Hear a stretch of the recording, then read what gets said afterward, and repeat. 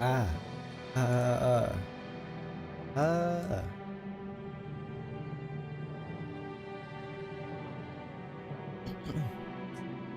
Okay. Hi. Hello. Okay. I low-key don't remember what the fuck was going on. We'll figure it out. Okay, let me fix a couple things.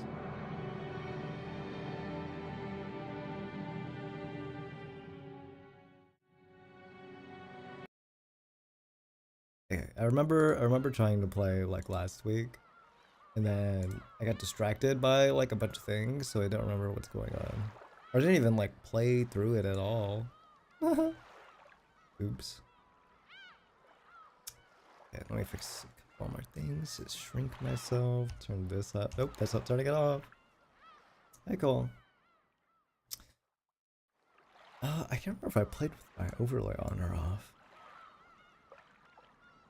On or off? We'll see if it gets in the way of the dialogue. I don't think it does.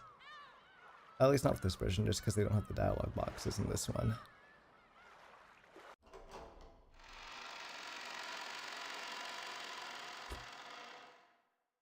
I should be good to play for a bit, though.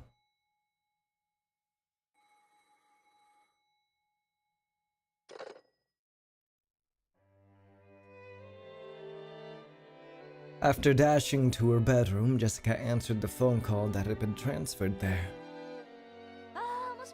Oh, hello. Sorry to keep you waiting. Battler! Hi, Sharky. Alright, give me a second. Hi. Battler? What do you think you're doing not contacting us for 6 years? How's it going? Ah! Oh, really? How the hell do I know? Shut up! No, she says. So that means you'll be coming to this year's family conference, right? I mean, it's been 6 whole years. I want to make sure I'm not, rather the voices aren't too loud. So I'll lower it just a smidgen. Last thing you need is like, I don't know what streamer or the guys were saying. Look, a little echo on that. 5 businessmen in expensive suits were visiting in the parlor. Oh, right, I remember now. So, Krausen Natsuki, rather Natsu, I should say, is the one who came up with the plan to pretend that Kinzo was alive the entire time until the next conference. That's what it was. I recall now. Anyways, 5 businessmen in expensive suits were visiting in the parlor, giving Krausen Natsu a progress report on their business. Spread out on the table were the blueprints and designs for a building, as well as documents related to expenditures and the like. So packed that even a teacup would have gotten in the way.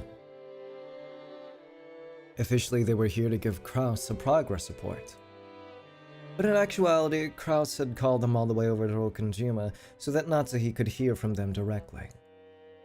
This was because Natsuhi needed to hear someone other than her husband explain what condition their business was in. In other words, even though another family conference without Kinzo was approaching, their business had not yet earned them any money. Oh, fuck. After telling the guests to wait for a short while, Kraus took Natsuki out into the hall and once again summarized the situation.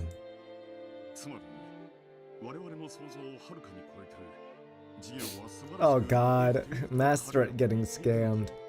But in short, they say the work is proceeding even better than we imagined.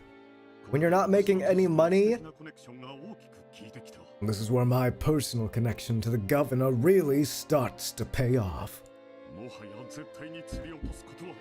By now, it's absolutely impossible for this catch to get away from us. To the contrary, it's growing so big that in one go, we'll be able to regain not just that power of attorney, but everything we've lost up to this point as well. I forgot he gave up the power of attorney, and also essentially the rights to the house. What a funny guy. Oh, what does power of attorney mean also? Power of attorney meaning. Power of attorney lets you authorize someone to handle a specific task, like signing documents for you while you're away. For example, your agent can sign sale documents or contracts for the purchase of a house or to sell your car. Oh, okay. I see. So basically, they become another signature for you. Ah. Kraus spoke passionately. This made it seem all the more suspicious to Natsuhi, but this time at least she had to admit that everything really did seem to be going well. Certainly this business Kraus boasted of had expanded in scope over the last year, and was promising an even greater payoff than had been anticipated initially. Whether it would prove to be a winner or not, investors had gathered around it, and they were rapidly gaining funds. This must be what they mean when they say money summons money. It was probably the greatest success of Kraus's life thus far. It probably would be his greatest success yet. That point was where Natsuhi's misgivings lay. True, it was certain that as Kraus had said, they wouldn't lose this catch now. However, the fish in the line had gotten too big. We'll definitely be able to reel this fish in. There's no need to rush. It's such a success that I wish I could show it to Father if he were still alive. Yes, I know. However, I believed you made me a promise last year. You said you were sure you could manage something within a year. A pained look rose to Kraus's face. He certainly had hooked a fat fish that guaranteed great success. However, it would require an appropriate amount of time to reel it in. Natsuhi approached Kraus, asking if there was any way for them to make money before this year's family conference. But Kraus kept saying that he just needed one more year. We don't have one more year, bruh! Kraus planned to use this unprecedented success to catapult them into further challenges in the future. Because of this, he didn't want to do anything that would raise suspicions and make it seem like they were rushing to get money. Certainly, fortune tends to turn against people who take it for granted, even in the slightest. Anxious beggars never prosper. On many occasions before now, Kraus had gotten cold feet and sold off businesses that surely would have brought in a profit had he just waited, and had, in effect, given away his winning picks. Natsuhi also knew this. She knew that guts were the thing her husband lacked most. Her husband is, how you say, pussy. Your husband's a bitch! I'm sorry, Natsuhi, why did you marry him? Why?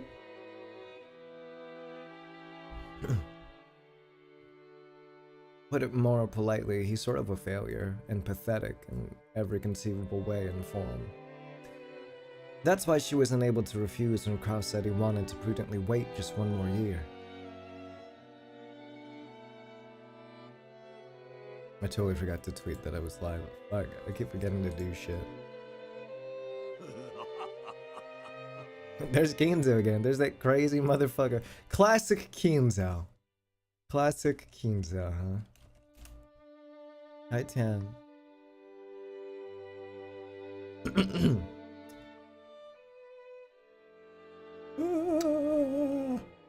Excuse me.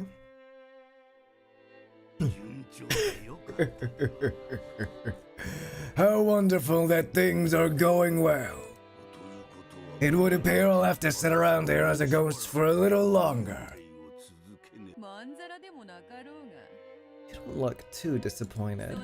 You're fated to be chewed to bits by demons the moment you leave this world.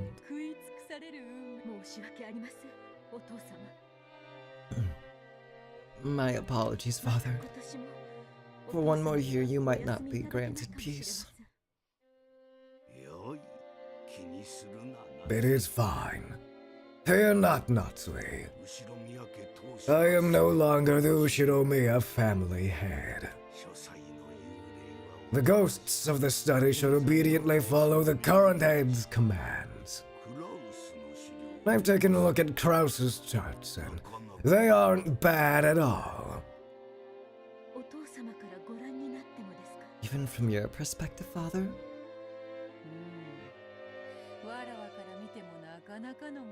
Oh yeah, I forgot. This, well, based only off what Brinkasal said, these two are just part of Natsuhi's delusions, and I guess in this case she's just trying to comfort herself.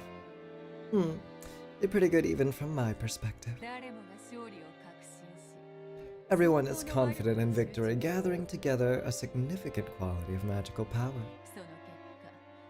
As a result, that victory is growing ever deeper, involving more and more people in magic beginning to create gold.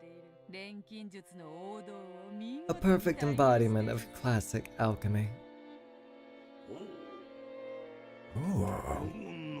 If you've earned even the Golden Witch's approval, that is very reassuring. Rejoice, Natsuhi. This business of Krause's will save the Ushinomiya family from its crisis without fail. Thank you very much. And if you would once again. Indeed. We'll have to overcome one more family conference, won't we?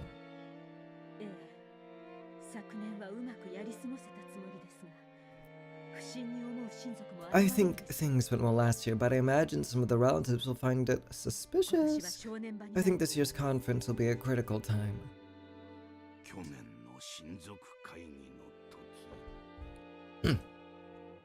During last year's family conference, you were correct to predict that the same thing might have to happen again.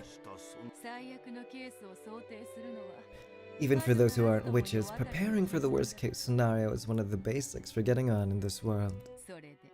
So what do you do this year? Let's blow up Kinzo's room and say he died in the explosion.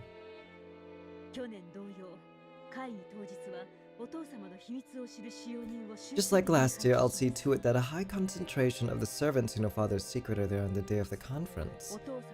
Some other relatives may already have noticed that Father isn't around. A careless show might actually put us in more danger of exposure. Indeed. It is said that too much is as bad as too little. Then, what will you do?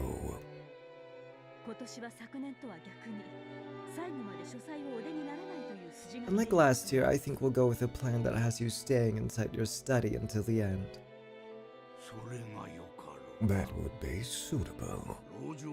Barricades are straightforward and simple. A final trump card.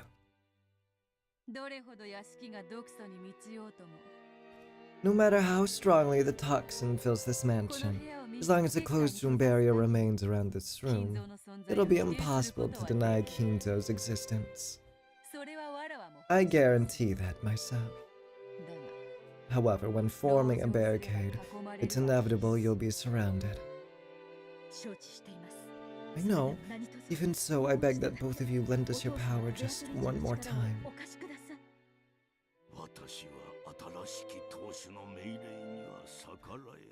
I cannot disobey the orders of the new head. Furthermore, a ghost cannot disobey the orders of the living. If you tell me not to leave this room, I will obey.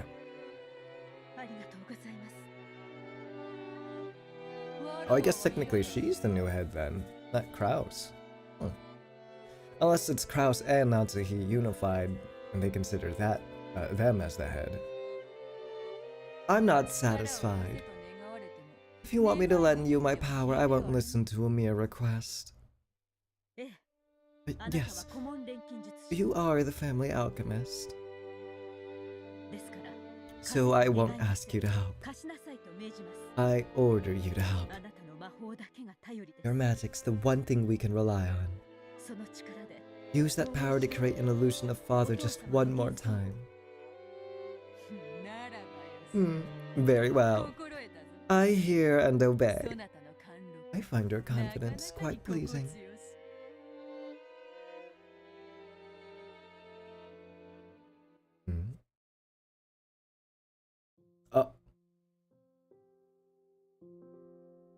From the shadows of the study, Battler watched the exchange between these three. I see. So we've made it to this year's family conference. Grandfather was in a bad mood, so he shut himself in his study and didn't appear in front of anyone.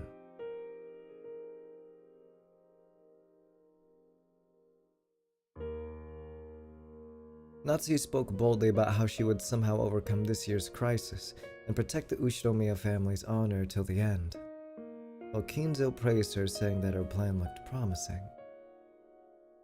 Beto also praised her, saying Natsu's dignified confidence was even more well-suited for the headship than Krause's. However, right now, the true number of people in this room was... The moment I thought that, no, just because I thought it, Beto grabbed at her chest and moaned.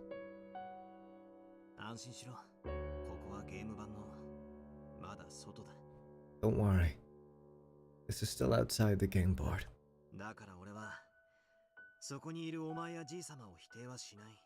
So I won't deny you or grandfather over there.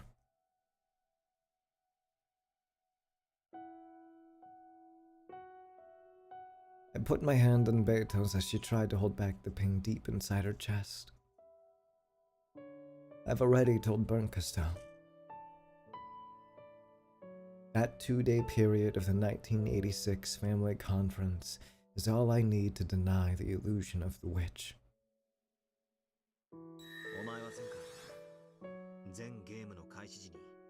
I was using the blue. In the last game you said in red that grandfather's dead at the start time for all games.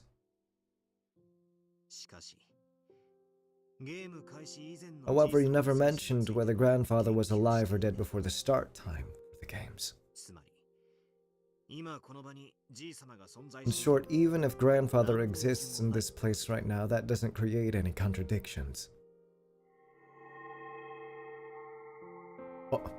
Why the hell am I blue? My hand touching her let off a faint blue light, which seeped into her chest. That light tenderly wrapped itself around the splinters in Beto's chest.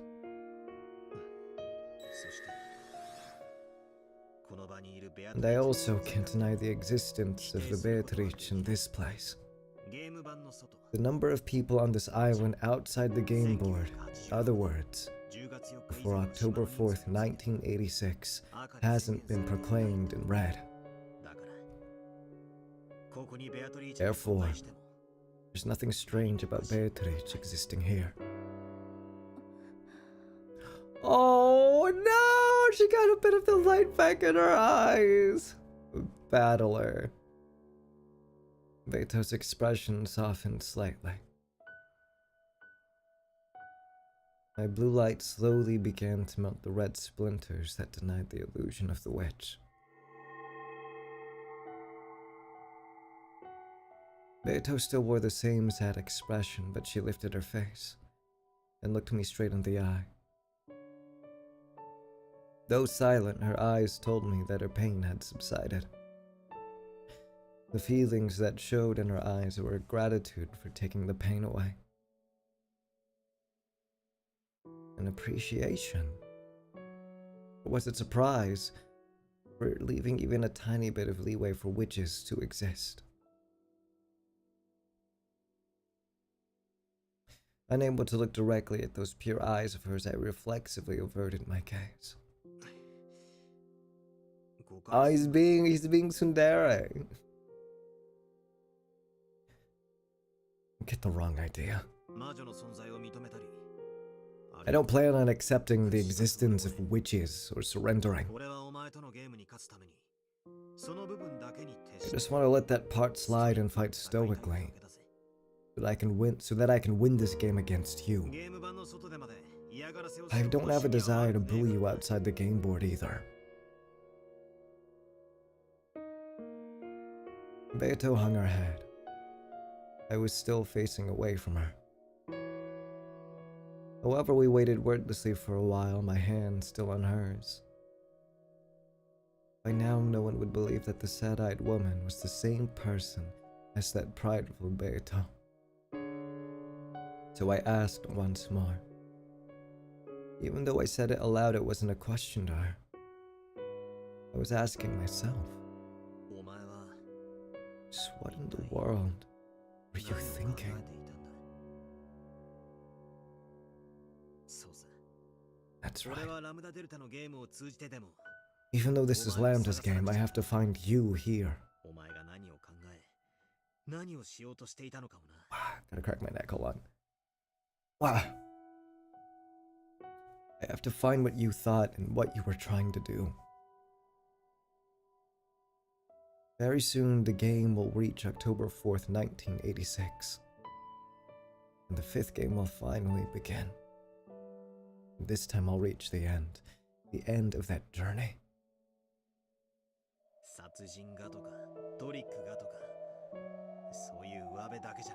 Not worried about the surface level stuff like murders and tricks. What did you, the Golden Witch Beatrice, think?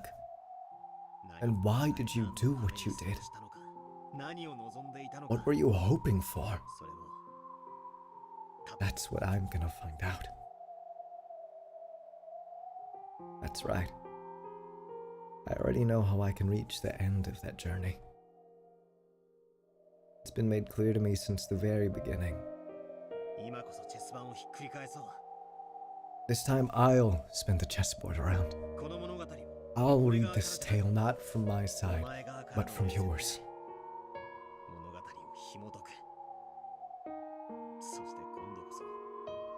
This time, I'll understand you.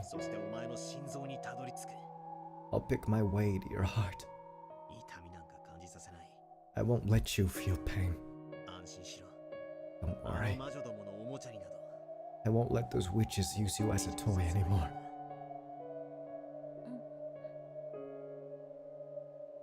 Beto looked up at me again and gave a small nod. That's right. The position of GM might have been snatched up by Lambda Delta. However, as long as I continue this contest with the intent of fighting against Beto, our fight will continue no matter who controls the game board. And very soon the curtains will rise on our game.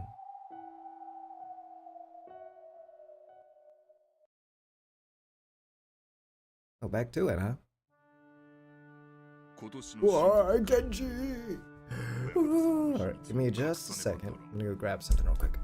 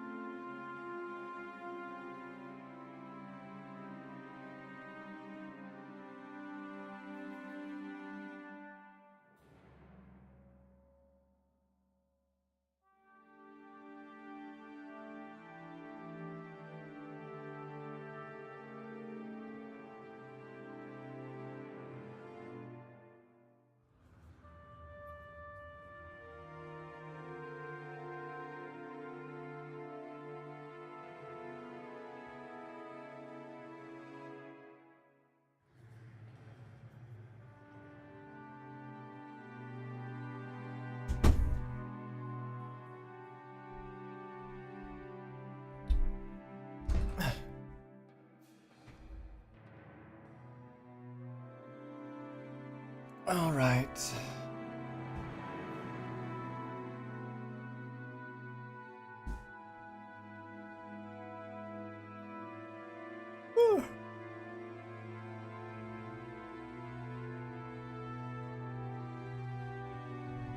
Okay.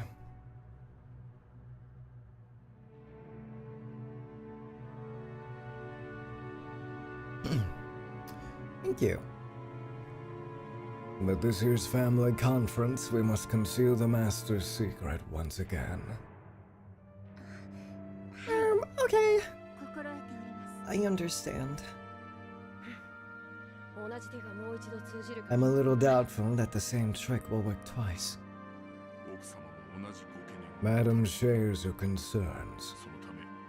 Because of that, it was decided this year he will not leave the study even once. In other words, will make it seem like he's been shut away in his study the whole time? That is what that means, Shannon, yes. Yes. And the only ones allowed to enter the study are the three of us.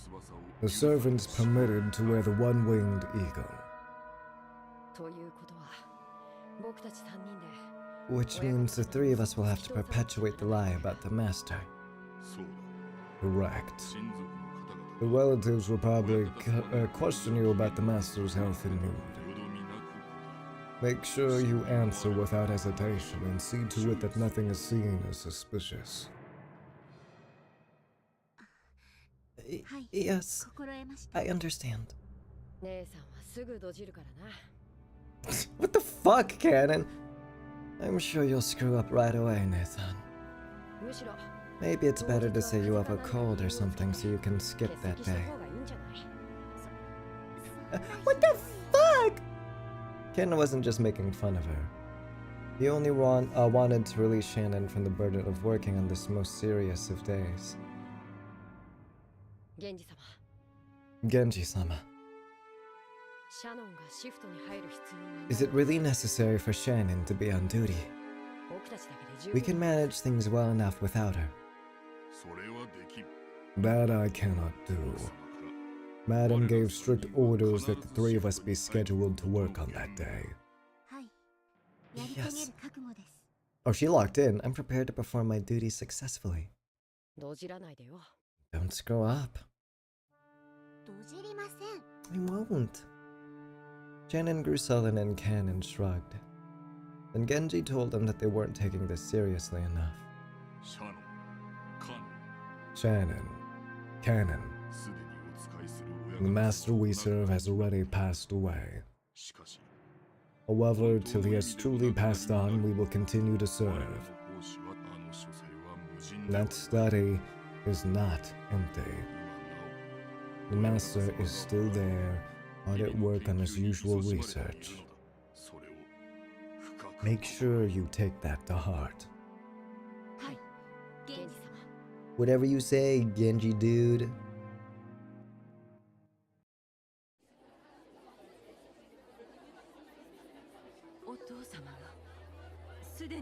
What?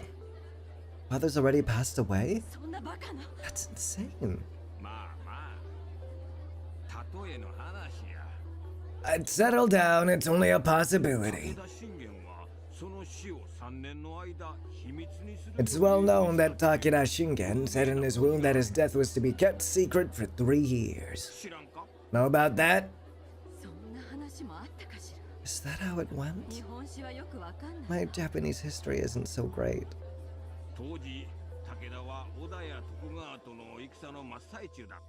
At the time, Takeda was in the middle of a war with Oda and Tokugawa. If people learned about his death at a time like that, it'd probably have a bad impact on the war. After that, he left a will saying that his death should be kept hidden for 3 years. Hideyoshi did the same thing, right? He totally suppressed information about the death of his master, Oda Nobunaga, so that the enemy wouldn't find out. Quickly made peace with Mori and defeated Akechi in the battle of... Yeah, he knows so much. He's such a weeb. Well, not a weeb, he's Japanese. He's a history buff, that's what it is. On the other hand, Shibata Katsuya failed at this. The enemy, Uesugi, learned of Nobuyuki's death, so Shibata had to deal with an unexpected counterattack and got slowed down. That's why later on he suffered a great loss against Hideyoshi in the fight for the succession. Hideyoshi, who had a strong fascination with the commanders of the Sengoku period, would always show off his knowledge when he got the chance. Wincing slightly, Ava made him get back to his point. Basically the whole time since last year's family conference, I felt as though something was strange.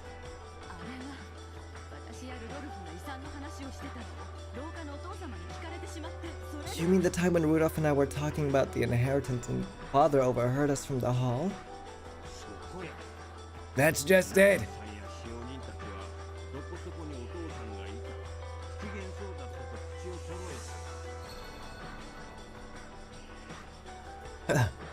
Natsuki-san and the servants kept saying father was here or there, and that he seemed to be in a bad mood. But not a single one of us relatives saw him, right? If what you're thinking is right, what does that mean? Does it mean Nissan's trying to keep all of the inheritance for himself? Of course, hiding someone's death is a very dangerous thing to do. And all things considered, I'm not sure Kraus-san would be willing to do it just to have the inheritance to himself. But it is possible. It is true that Nissan's always been greedy. He always used to take things that were meant for all of the siblings and keep them for himself. Kraus is supposed to be the richest of the siblings. Kraus-san's scheming to keep the inheritance all to himself to the point of accepting the risk of hiding father's death. Sounds a tad unbelievable to me. Even so, last year's family conference was so strange I couldn't help but wonder.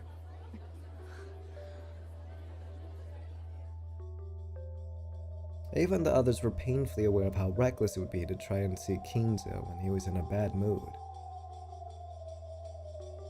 So during last year's family conference, when they heard about Kinzo getting into a bad mood, they never made an attempt to contact him. That was why, to this very day, they hadn't found it suspicious that Kinzo never appeared. It certainly is worth suspecting. I'm thinking of something. They both look vaguely similar enough, perhaps. They also seem to be the same height, also.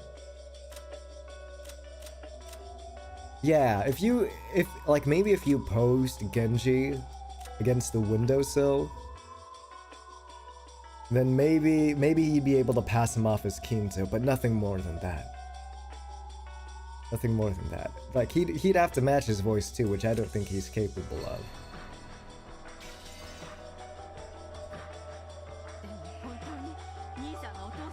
It certainly is worth suspecting, but I wonder if he'd really do something as appalling as hiding father's death. For all his pride, that man has a coward side to him. Would he really make such a once-in-a-lifetime bet?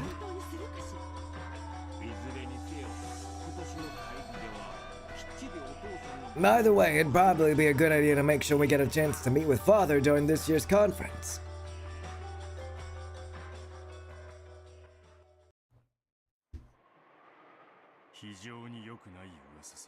What the hell are we doing with Rudolph? What are we doing over here? The rumors are really bad.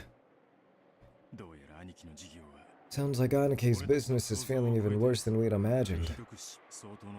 Like he's taken massive losses, and he's giving it all he's got just to try and cover it up. That'll make it very difficult to borrow money from him. Yeah, he could cry.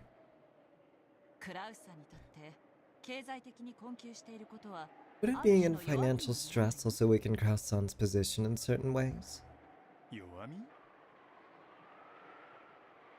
Weaken his position?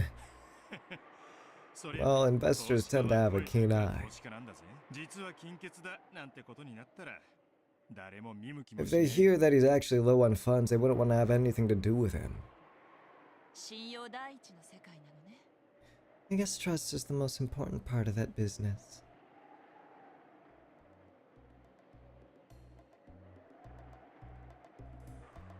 Kirie smiled thinly.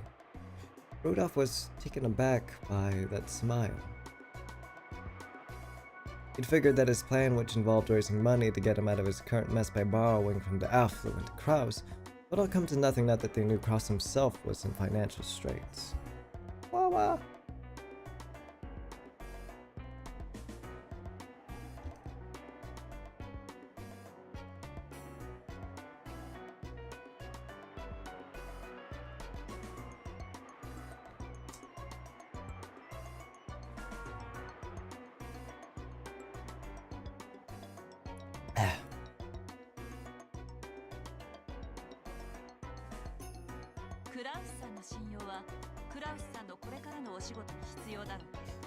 Confidence in Kraus-san's abilities might be a requirement for his own business in the future, but it isn't necessary for our future. Are you suggesting that I blackmail him? I wouldn't want to if it were me. One blood sibling to take another one down is no laughing matter. Lol. Rudolph felt a shiver go up his spine at Kirie's cold smile. At times, Kirie was able to throw away all compassion and think in an extremely ruthless manner. Whenever he saw that, Rudolph knew he'd never like to have her as his enemy. I'd rather not threaten Oni-san if we had any other way to get money. If there were another way, we wouldn't be worrying. Don't you think it's a bit pathetic to waste time worrying about a problem when you've no other options? Rudolph stopped talking, folded his arms, and lowered his gaze. He still felt some of the terror he'd experienced thanks to Kraus's violence when they were young. And now that same Kraus was the one he needed to threaten. Rudolph would also be fighting against his childhood drama. Oh. Sorry, Rudolph? So to give her husband a little push, Kirie smiled reassuringly. And perhaps boldly. I've never been a fan of doing work based on trust. It takes hard work to build up trust, but only an instant to lose it. There's no less profitable investment. You're right. All the trust in the world isn't worth a good banknote. Even though Kraus-san has been taking on massive losses, he ought to be capable of gathering enough money to buy us sometime. No, he's broke as shit, girl. You don't know how broke he fucking is. Of course, he'd probably be forced to cash in all the trust he's built up so far. This is gonna get ugly. We'll have to prepare sufficiently. We haven't been given any time or room for failure. Isn't that right? Among my Kyoto friends, I know a few who are talented at this sort of investigation. I'd rather not be indebted to people like that, but do you want to try meeting them? Hell no! You can't expect people like that to offer you receipts, but I'm sure they'll dig up something that makes them worth the investment.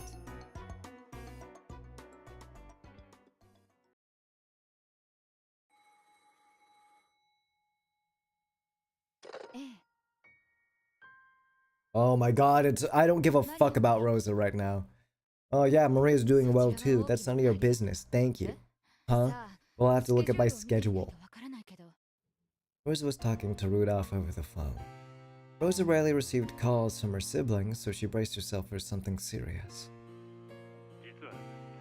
Truth is, I want to have a little talk about the next family conference. Without Aniki. Between Yumi and Eva-ne-san? Sounds like a headache. I can't go into details over the phone, but I think you'll find it's worth listening to. Something good? Of course. Aniki is all for it. Ne-san? All we want's your approval. We're not gonna ask you for money or anything like that. Most important thing is that the three of us stick together. Got it? Rosa let out a sigh.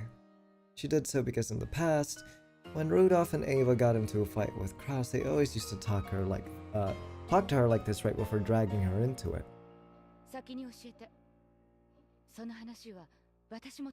First, tell me, I stand to gain something too, yes? Yep. The three of us will each grab 200 million out of this. All goes well, we might be able to squeeze out more. That should be enough to handle your debt, right? And when can we expect to grab this by? Of course it'll be within a year. I need it, Anakin needs it, and you need it too, Rosa. All three of our problems will be settled. So the chances of success are good enough that Nessan's agreed to it? Now you wanna hear? No, it's a bit sudden, but let's meet next Sunday, 1900, at that coffee shop you like in Ginza.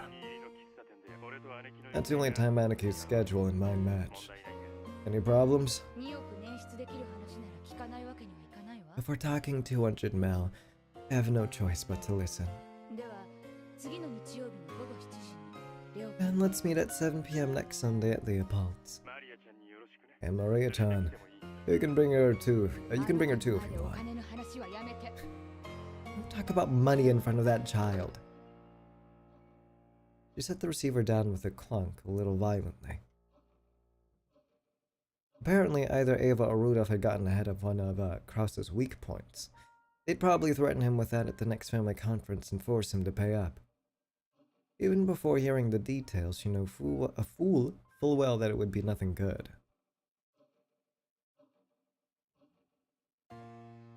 But even so, this might be her once-in-a-lifetime chance to pay back her large debts.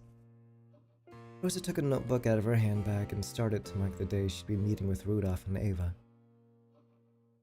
Then she frowned and smacked herself hard in the forehead. Because written there was DZL with Maria, something she'd planned to do with her daughter. Maria was in her room, playing around excitedly with Sakataro and the others. Oh, Mother of the Year, here we go. That was because she was going to go to that recently built amusement park, Disneyland, the following Sunday. Looking at the clock, Rosa saw that it was just past 9 at night. Maria was breaking the lights out rule. After recovering her face and agonizing for a while, Rosa stood up and stomped over to Maria's room. The room would probably be a mess as well. At least tonight that was convenient. As she stood outside the door to Maria's room, listening to the happy laughter seep. Is she like looking for a moment where she laughs and then gonna barge into a room and be like, "That's it, we're not going to Disneyland next Sunday because you're breaking the rules. The room's a mess." Wow. Some mother, huh? As she stood outside the door to Maria's room, listening to the happy laughter seeping through, Rosa's face twisted in anguish once again and she looked at the floor.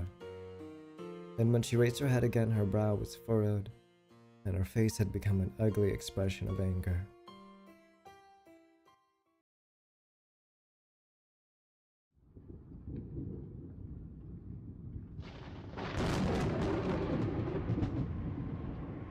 Yeah, they don't have to tell us what happens. We already know what happens. The weather wasn't that great. According to the weekend forecast, a certain tropical cyclone would likely grow into a large typhoon.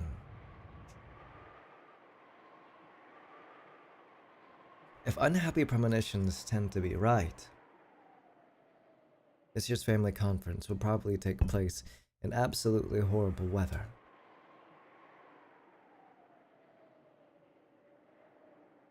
No, I wish a typhoon large enough to stop all boat travel would seal Rokanjima away forever. If that happened, I'd be able to hide Kinzo's death as long as I wanted.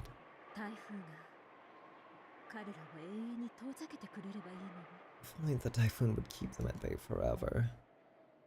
Natsuki let out a deep sigh. Just doing that made her headache throb. As the day of the family conference approached, the intensity of her headache just kept on increasing.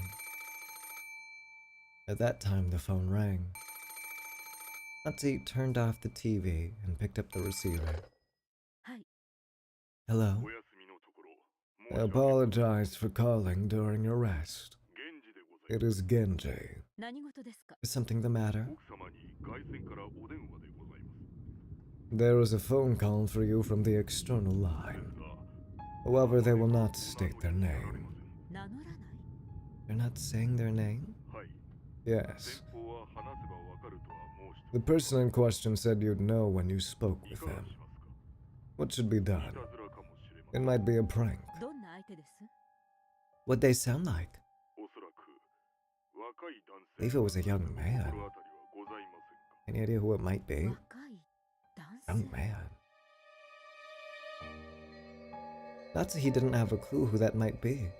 In the first place, there was no one amongst her acquaintances who would do something as rude as refusing to state their name. And on top of that, a young man?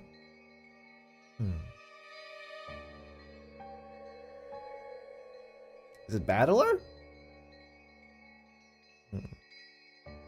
As a wife, she must avoid any contact that might be considered suspicious with anyone other than her husband, much less a young man. As soon as she thought this, the phone call suddenly seemed like something dirty. But despite that, she also wanted to know what they wanted to tell her. Could it be some kind of trouble related to Krause's business? What if there was some particular reason they needed to talk to Krause's wife instead of Krause directly? No matter what, it's my duty as a wife to listen and report to Krause. If it's some bizarre threat, I just have to firmly refuse and inform Krause that I received such a phone call. If it's something offensive, I just have to tell Genji to never send me anonymous calls again.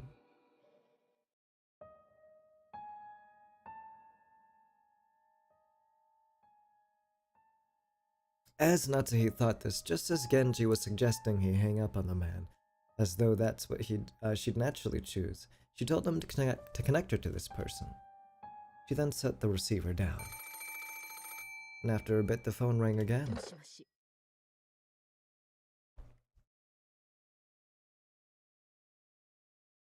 This wasn't the internal line. It was the external phone line, which Genji had redirected to her. So it should have already been connected directly with the mysterious man. However, the person on the other end didn't respond. Not liking this at all, Natsuhi spoke one more time, sounding displeased. Hello? Who is this? Tell me your name.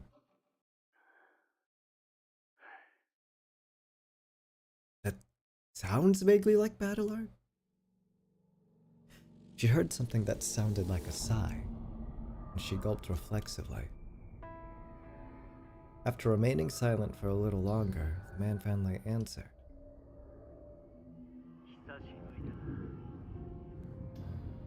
It is Battler! It's been a long time, huh? That was the first time the man had spoken. Just how long has it been? How many years? What are you talking about? Who are you? The voice certainly did sound like a young man's, but it's hard to learn much about someone just by their voice over the phone. It sounded like a young man, but it might actually be a middle school-aged boy, or a man in his prime who still had a youngish voice. It might be too soon to be sure this is even a male. However, one thing was certain. Natsuhi could think of no one who would speak to her in an overly familiar manner like this. It'd be easy for me to tell you my name. That'd make me very sad. I don't know what you're talking about. Who are you? And what business do you have with me? If you can't tell me that, I'm not interested. I'm hanging up. What I want is for you to remember. And what is it that you're telling me, or what is that you're telling me to remember? What if this is like some secret, like fucking, what if it's just like Battler 2 or something? Is it, oh no, never mind. I was about to be like, what if it's Battler's evil brother? The only sibling he had was, Angie. I don't know you, so I have nothing to remember. Please don't say that.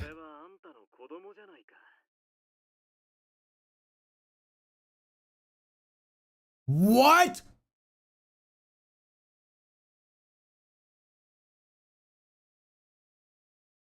What? What? What? What? No, what? What? What? What? What? What? What? No. What? No.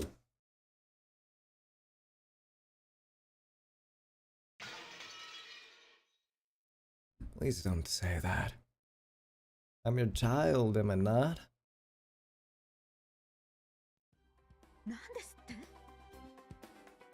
What did you say? What are you talking about? Don't say things that'll make me so sad, Mother.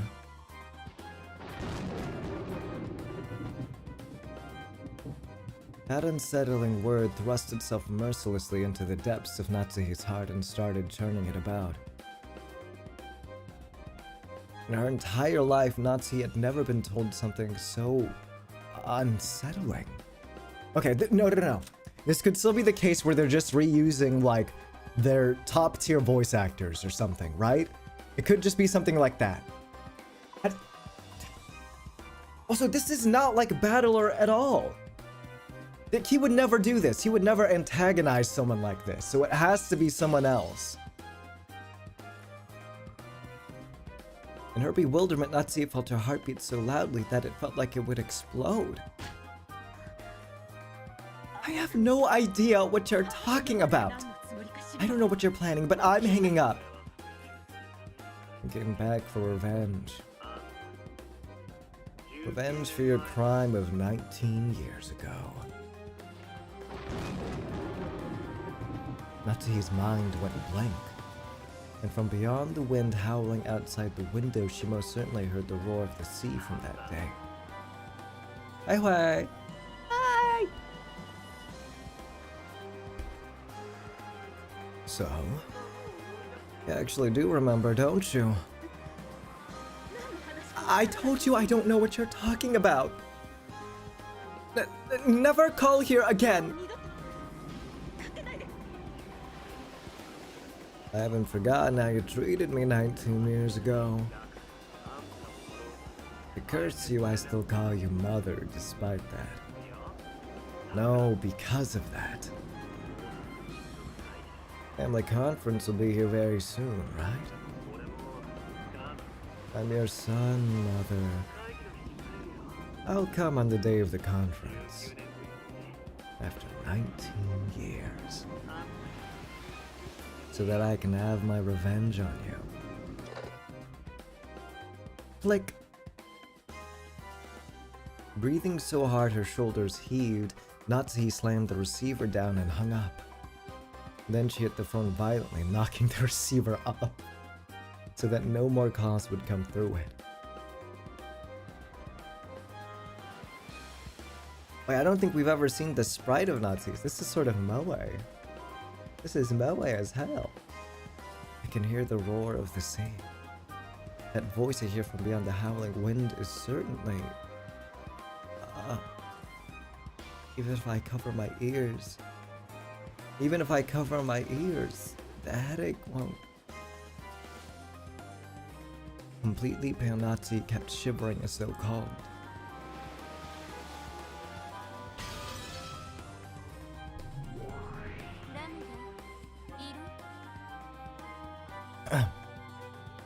Lambda, are you there? Yeah, I'm here.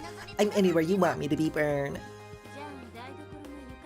Then crawl into the cupboard under the kitchen floor. Or in a jar of rice bran paste if you like. Oh, you're gonna dip me in bean paste and bite into me? But then I'd rather you dip me in honey. In return, I'll cook you in sugar water. Okay, you guys are freaks. At least make it soy sauce with sweet sake. So what's up? You gonna make me repeat something? That's right. Is Natsuhi's phone conversation here real? Lambda Delta grinned unpleasantly as though sizing Burn Castell up. She was probably trying to tease Burn for making that demand. You refuse to repeat it? Well, should I refuse or respond? As the Game Master, that's up to me to decide. I get to make that decision anytime I want. Unless I state it in blue, you aren't obligated to respond. That's it! For now, you're stuck wondering about Natsuhi's secret of 19 years ago, okay? Make sure you're sitting on the edge of your seat! God damn it, we're not gonna find out this episode or some shit! Of course, this fishy telephone call happened before October 4th, 1986. This is still before the start of the game. So there's basically no need to question whether it's true or false. Since you, the Game Master, went out of your way to show me this, I'll take it as a preparatory move.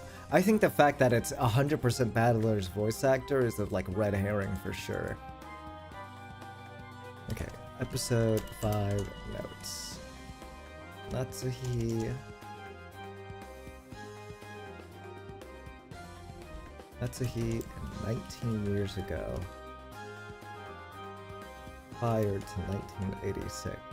October 4th. Battler sounding guy. Calling Natsuhi mother. Might be a trick, but at least keep this move of yours in my memory.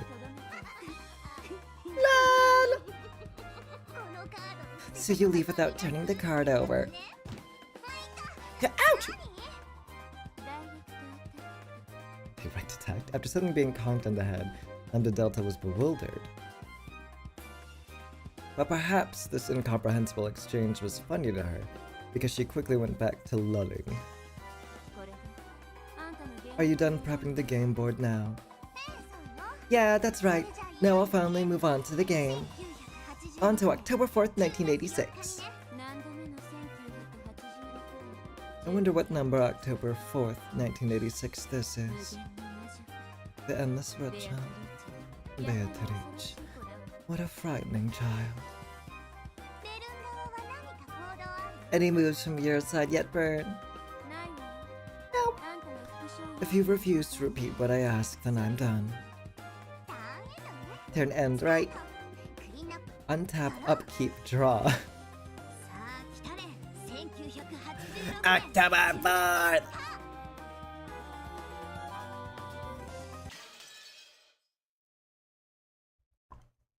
I activated Siri somehow? What?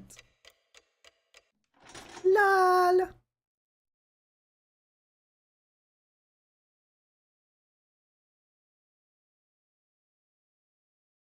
Here we go.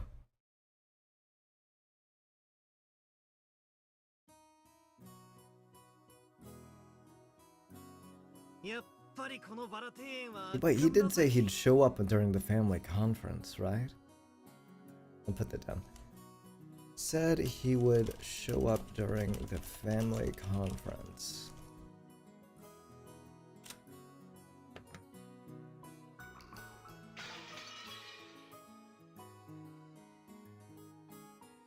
Ah, damn it. This rose garden really is a masterpiece. It's gotten even more awesome than it was 6 years ago. I'm so lucky to have this as your yard. You kidding? For me, it just makes it a longer walk to the harbor, and that's a pain.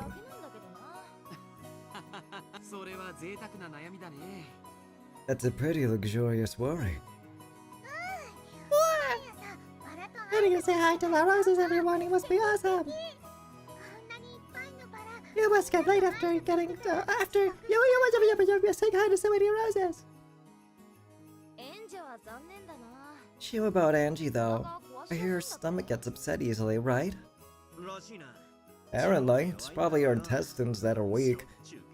She's almost always got the runs.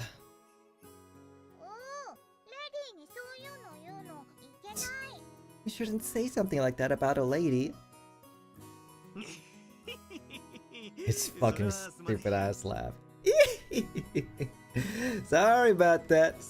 Yeah, I forget. Nothing comes out of girls' butt but marshmallows, right? Ew!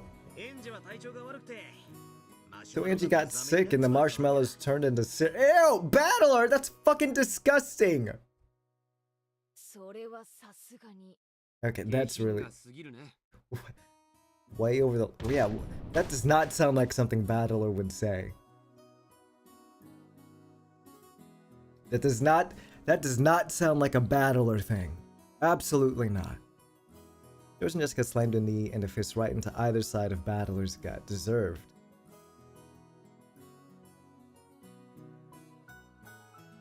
Smack and thud was probably the sound made when his knees hit the ground as he fell over. Normally, Battler possessed the good sense you'd expect of an 18-year-old man. However, it seemed that this reunion had brought him back to the mental age he'd been 6 years ago. And bit by bit, Jessica and George realized they were also returning to the way they'd been back then.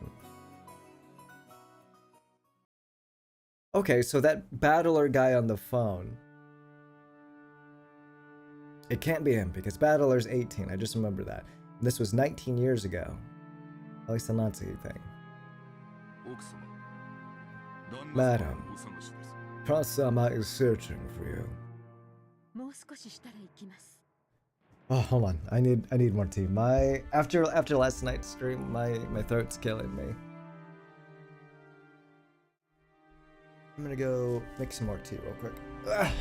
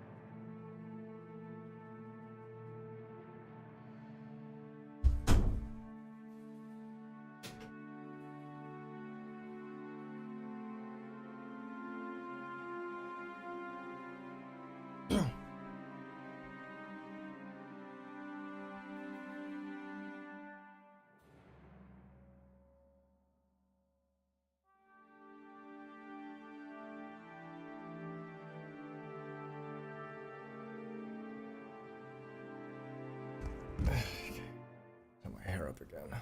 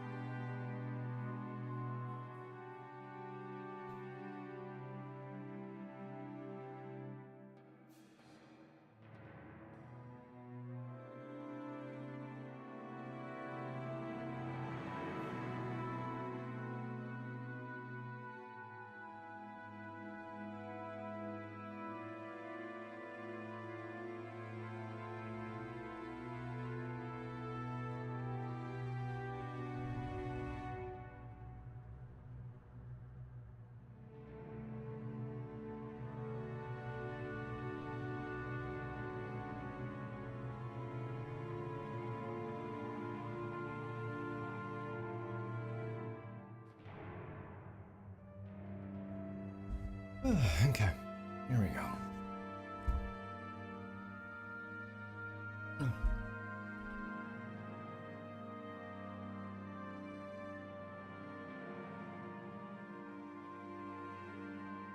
Thank you.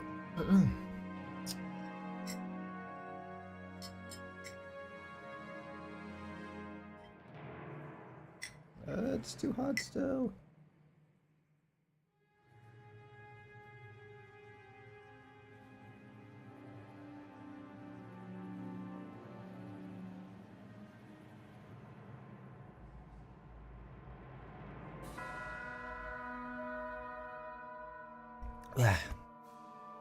Couldn't even take a sip, it's just too hot.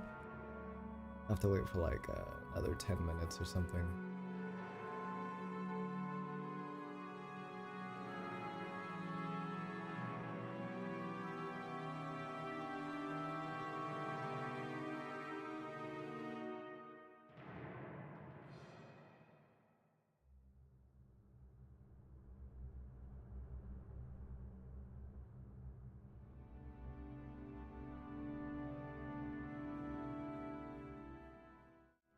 Okay.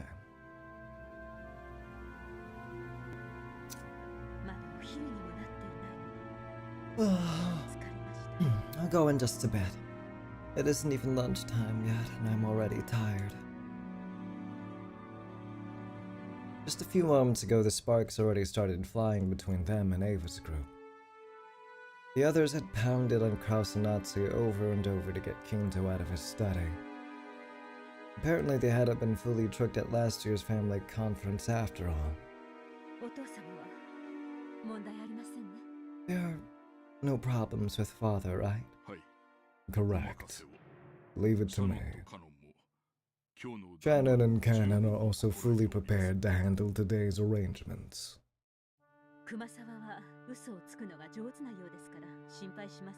Kumasawa's a good liar, so I'm not worried about her, but I am a little concerned about Dr. Nanjo. I get the feeling he's bad at hiding things.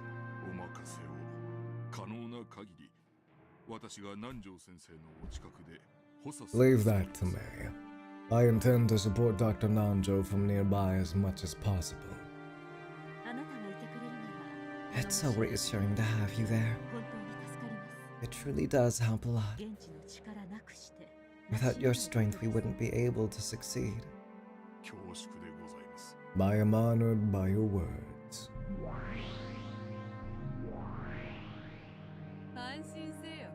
Don't worry. The closed room barrier on the study is perfect. As long as the barrier remains unbroken, no one will be able to expose Kinzo's secret. Yes, I understand. Still, you heard that conversation in the parlor just now, didn't you? Indeed. It seems that some considerable suspicions were aroused last year. The terrible toxin has accumulated and is being spread all around. It seems this year's conference really will be crucial. We might be able to overcome this year somehow, but there is such a thing as pushing our luck. It's probably best to assume next year won't be manageable.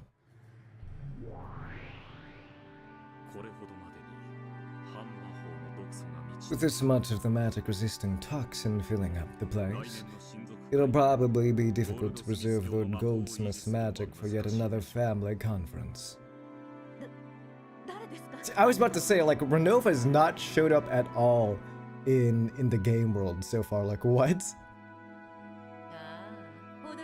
Oh, no need to be surprised. This man serves as my head furniture. Greetings, Madame Natsuhi. My name is Renaud. It is a pleasure to meet you. This man's reliable. He's also helping to protect the cloakroom barrier. Is that so? I am Ushiromiya Natsuhi. I thank you for your cooperation.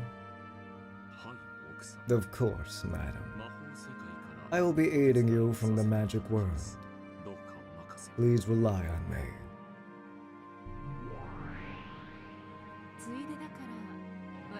But Gop is here too. In that case, I guess I'll introduce myself next. Hi, Riche.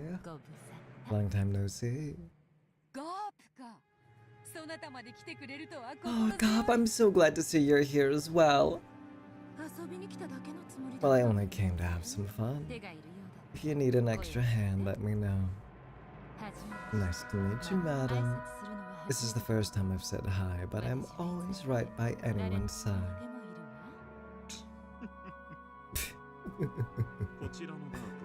Gabi is quite the prankster.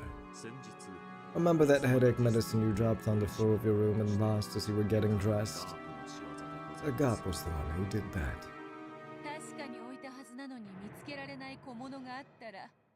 Whenever you set something small down somewhere but can't find it later, it's always a good idea to suspect that it's one of her pranks. A long time ago, she used to tease me all the time. Is that so?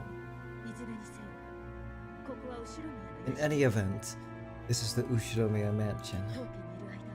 As long as you're here, you'll obey us. You understand, correct? Of course, we understand. Think of me as Genji of the magic world and give me orders whenever you wish. And even I know how a guest is supposed to act. I won't let the landlord lose face. You can count on them both. However, the magic world and the human world are two different sides of the same coin. I understand. I'll do all I can in the human world. Let's work together and protect Father's secret. She's so locked in on this. Indeed. Natsuki is giving it her all, and what the fuck's Kraus doing? This happens every time. Looks like we won't get anywhere until the next day. Well, sure, October 4th is like a prep turn for me. If you don't feel like doing anything, why don't you just sit around till October 5th? I'll call you after the first 6 die. LOL! Of course, that was an incredibly irritating way to put it. The fight doesn't start till the crime occurs. However, waiting for the crimes to start would mean turning a blind eye towards the murders of the first Twilight. In other words, it would be the same as being content with the fact that 6 would die. Did you know? They say that in chess, the player who moves first is twice as likely to win. Though that can change as the tactics of the match progress. Don't they say the second player has a much better chance at a draw? Even I know the phrase "the first to strike wins." So what are you trying to say? LOL! This is why you're so incompetent. Really, are you listening, Battler? There do exist puzzles that can be solved even on October 4th. Know which one I mean? No. You don't mean No, but we'll watch and see, battler. They're incompetent. Stop laughing at me, bro. I've got a general idea what these witches are talking about. I've tried solving it several times myself before, but I still haven't found anything resembling an answer. On the contrary, I still can't understand why that puzzle exists anyways. A fucking epitaph! That's right. The reason it exists. Why did Beto prepare a puzzle like this in the first place? We all discussed it together from time to time in past games. However, I've started to avoid thinking about it, under the assumption that there's no point in trying to solve a riddle that can't be solved. This time I should change my viewpoint.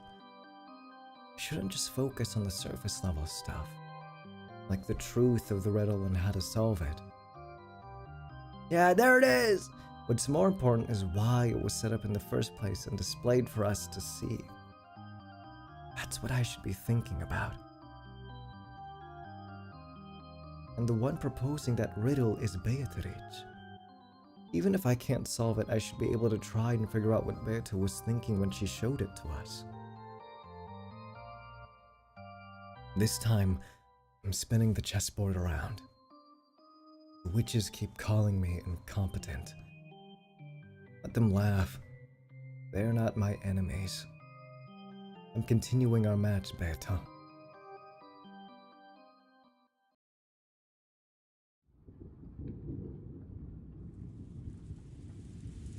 I like the touch of all the prep stuff. Prior to October 4th, like the typhoon. Like previously it was set up as like this whole thing that just like randomly, well, I won't say randomly happened, but like really cut it off and was the thing that Beatrice did. I love all the prep that's going into it that sort of humanizes everything prior to the game being set up. It's really cool. Oh, looks like it's finally started raining. Dang. Wish the only downpour was the one inside my heart.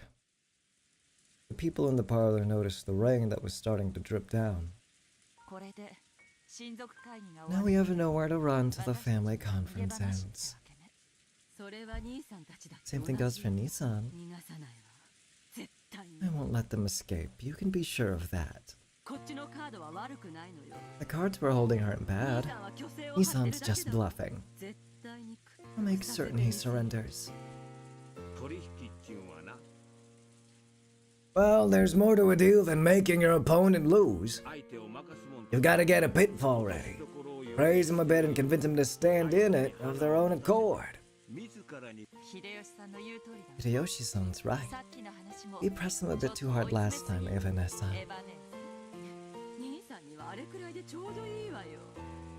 That was perfectly reasonable considering it's Nissan we're dealing with. Looks like Rose has fallen asleep. She was complaining about how early she woke up this morning. Yes, there's nothing wrong with taking a nap. There's a chance we might be forced to spend all night on this. Getting a nap in now is probably a smart idea. Out of consideration for Rosa, who'd fallen asleep on the sofa, the others quietly left the parlor. Unaware of this, Rosa slept. After telling Maria to just stay where she was after that tantrum, over not being able to find her Rose, Rosa slept unaware that the rain had started to fall. Because you're a bad mother. And this is the part where Maria gets the umbrella from who she says is Beatrice. The rain poured down as they had been saving up for this moment. Of course, Maria noticed that the rain had started falling and was soaking her to the bone. However, that just made her even more stubborn. Unable to find the poor, slightly unhealthy Rose that she herself had marked, she just couldn't stand having that search be interrupted by something like the rain. So the more the rain fell, the more stubborn she grew. As she wandered through the rose beds, and as she did, from behind Maria's back came a patter-patter. The sound of footsteps. And the footsteps landed in a puddle, making a small splashing sound that Maria finally heard. However, even the slightest distraction of that sound irritated her, and Maria ignored it. What? Hello? Who the fuck is this? Maria turned around bewildered.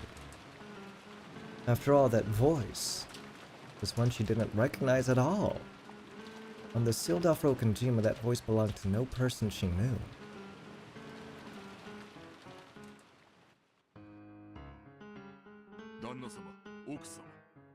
Cross-sama, madam, I was looking for you. Something important has come up. Tosanatsu had been privately discussing what should be done next in a deserted corridor on the 3rd floor. Genji had searched everywhere for them. What is it? It must be something more urgent than a few sheets getting soaked in the rain. Yes, what is it? Has some sort of blunder been made?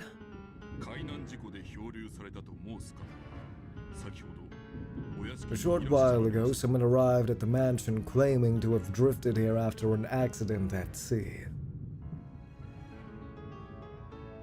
Tosanatsu couldn't help but go wide-eyed and stare at each other. It's just the first they'd ever heard of someone coming to this island and invite. Is that fucking? Is this Vern Castell's stand-in or something? Or maybe it's Lambda's. Someone drifted here? Is that true? Poor thing. Treat them politely like a guest. What are they doing now? Dr. Nanjo's performing an examination. He hasn't finished yet, but from what I could tell by looking, the drifter seemed tired but uninjured. Thank goodness. Natsu and I are having an important conversation right now. When it's over, we'll go to check on this person. Please tell this drifter that we want them to feel at home. Certainly. When Genji bowed deeply and started to leave, Natsuya called him to a stop. Genji stopped walking and Natsuya jogged up to him. Genji, is this drifter a man? No. She's a young woman about the same age as Milady. A woman? I see. Very well, back to your work.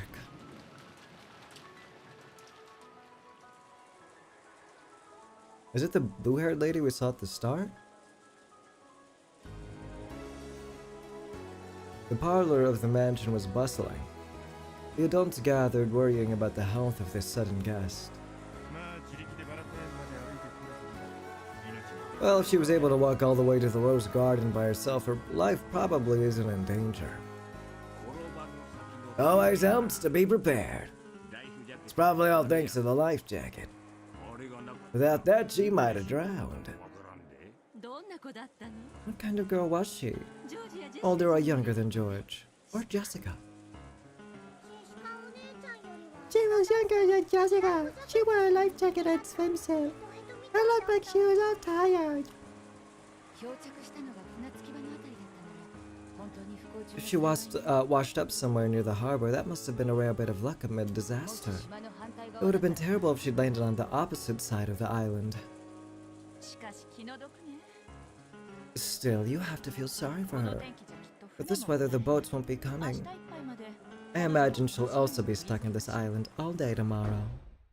Oh. At that moment, the door clunked open and everyone looked in that direction. Oh shit! It was Glorpda in canon, with the latter pushing a serving cart laden with a tea set. Glorpda understood well that doing a little extra at times like this would earn him points. The relatives hungry for information crowded around Glorpda. He ordered Cannon to serve the tea and became the sole object of the relatives' attention. Yoda-san, how's the kid doing? Does it look like she's okay?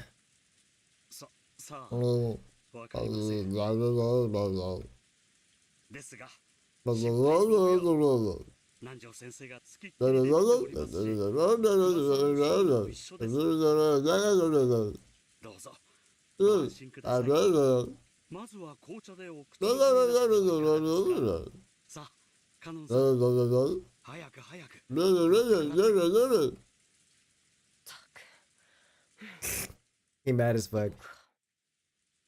Anna knew this tea was just Goda's way of earning points, so he lined the cups up with a slightly sullen air.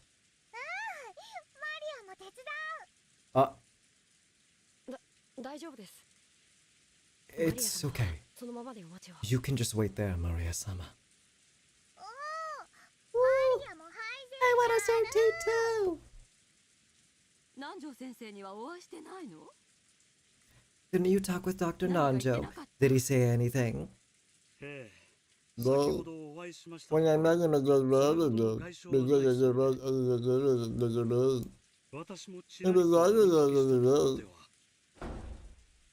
Oh, and just as Goda had successfully captured the gaze of all present, he was about to start talking knowledgeably on the subject. Nanjo returned. Of course, Nanjo instantly became the center of attention. Kanon turned his back on Goda, who seemed downhearted. Dr. Nanjo, how's her condition? Does it look like she'll be okay? Not to worry, everyone. She's fine. No injuries at all. She seems to be quite worn out, but there shouldn't be anything to worry about tonight as long as she doesn't develop a fever. That's good to hear. We're lucky enough to have a doctor, but this is no hospital. Everyone was relieved to hear that the girl was in good health. When Nanjo gave the more detailed results of his examination, concluding by saying that she was young and should therefore be fine, everyone who no longer fell under this description nodded in assent. Assent? Boy. Oh, just scary. Fall. Battler was right. Maria, let's not tell Battler about this.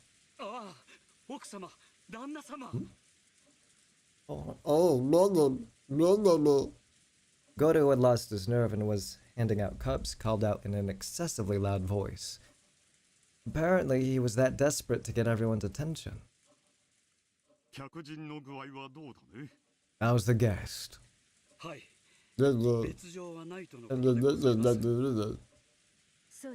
I see. That's great. Where is she now? No, that's Nanjo. I believe Kumasawa and Shannon were guiding her to the bath. They said they would get her some clothes afterwards.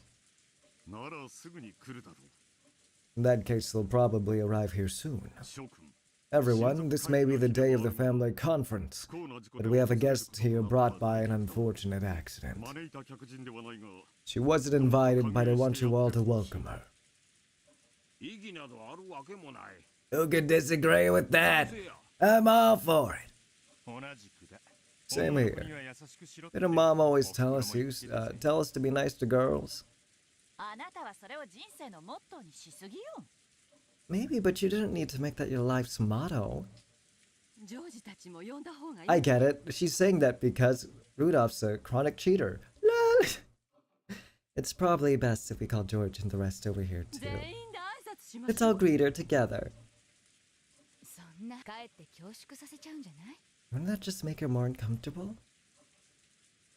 Ava stood up and made a phone call to the guest house. Oh, we're all coming over, huh? It's Genji. The guest has arrived. At those words, everyone fell silent, and the people who had been sitting stood up straight.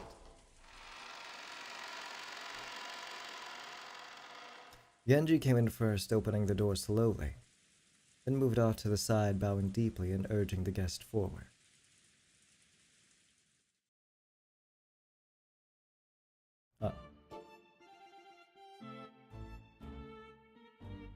Damn, she's wearing something complex as hell looking. The guest had Shannon and Kumasawa following by her side. And even after seeing the large number of relatives waiting for her in the parlor, she didn't seem overawed in the slightest. Just this single point showed that this girl possessed a dignity appropriate for a guest invited in by the Ushiromiya family.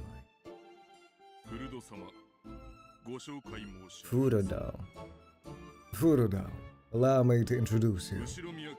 This is the representative of the Ushiromiya family head, Ushiromiya Krause. Welcome to Rokenjima. Though you arrived due to an accident, you are a guest of the family. We welcome you. Please make yourself at home and relax however you please. Thank you very much. Allow me to introduce myself. Furudo Erika. I am called Furudo Erika. My deepest apologies for disturbing you members of the Ushinomiya family like this. Did she get added? She did. Fell from the pleasure boat Eternal Maid II mid-cruise in the waters near Rokenjima. On October 4th, 1986, she drifted to Rokenjima, and the Ushinomiya family welcomed her as a guest. She managed to drift to the island unharmed thanks to several miracles, including the fact that she was wearing a... Okay, yeah, miracles? Yeah, she's with... she's probably Brincastell's stand-in, okay. Oh, yeah, she's right here.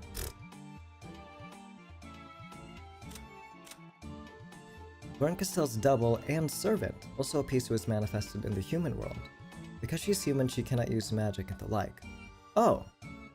However, she can appeal to Berncastel on a higher level plane to obtain miracles and various authorities she can use, so it would probably be no exaggeration to call her a human capable of wielding the power of a witch.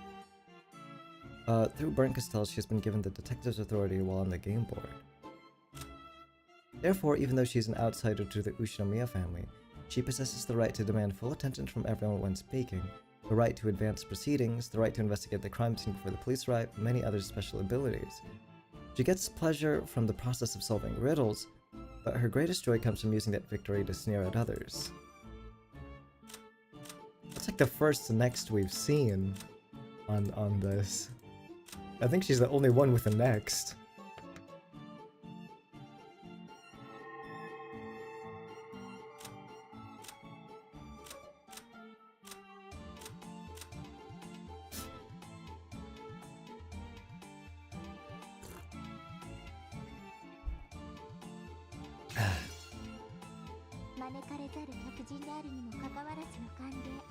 I'm truly grateful for the warm welcome I've received despite my status as an uninvited guest. This was greeted by an impressed sigh rising equally from all corners of the room. The clothes she had been lent were probably Jessica's formal wear from long ago. But the composure of her introduction didn't shame those clothes in the slightest. The girl's name was Furudo Erika. She looked slightly younger than Battler and Jessica.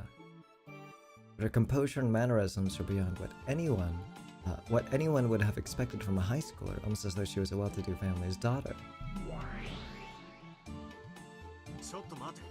Battler, of course, he chimes in. What the fuck? Who the fuck is this? Huh? What in the goddamn? Wait a sec. Who the fuck is this?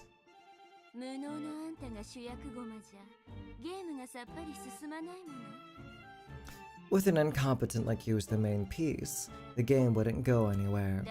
That's why I've placed myself there as a piece. Well, it's just a bit of a bonus. Even in a close circle, it get boring to see the same crew every single time, right? Messing around. This piece doesn't exist on Beito's game board. Beito and I won't acknowledge it. This is Beito's game board, right? If she refuses, then I'll consider it. What do you say, Beito? She don't gaff. She was unable to answer. Lambda Delta grinned triumphantly.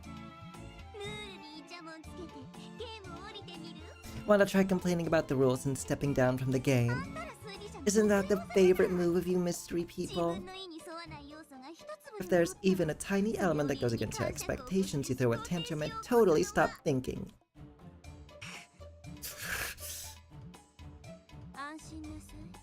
Don't worry. I'll make a detective proclamation regarding this piece. Acclamation? I proclaim that Furudo Erika's the detective. The detective isn't a culprit. No proof is needed to show this. In short, there's absolutely no need to suspect this girl. Okay, they say culprit, but that doesn't mean she can't be an accomplice. Even if she appears as a human piece from now on, you can build theories the same as you always did, get it? That's Nox's 7th, right? It's forbidden for the detective to be the culprit. There was an exception clause in the original, but for this game, the detective isn't a culprit has been proclaimed in red, so you don't need to consider the exception. I hate word games, so I'll say this in red too. Furudo Erika is not the culprit. Repeat it. Furudo Erika had no influence on any of Beito's games before now. Okay, no problem. She had no influence on any of Beito's games before now. She's nothing more than an extra character who appears for the first time this round. She does not exist in the worlds before this one, nor does she influence them. So what does that do to the number of people on this island right now? Of course, +1 from the previous number. But don't worry, Furudo Erika only increases it by 1 person. Besides her, the number of people on this island is exactly the same as it was in the previous games. So 17 plus 1. At that time, the sound of people dashing down a corridor could be heard. It was Battler, George, and Jessica who had come from the guest house after being called here by Ava. They immediately spotted a guest they didn't recognize and their eyes went wide. Whoa! Who are you? Wow, yes! She came by falling! Huh? Huh? Genji? Who is this? This is a guest, Furudo Erika-sama. Furudo-sama. This is the daughter of the family, Jessica-sama, along with her cousins George-sama and Battler-sama. Nice to meet you. I'm Ushiromiya Jessica. Hello, my name is Furudo Erika. I'm very pleased to meet you. Though Battler George and Jessica didn't have a clue what was going on and were utterly bewildered, they each introduced themselves.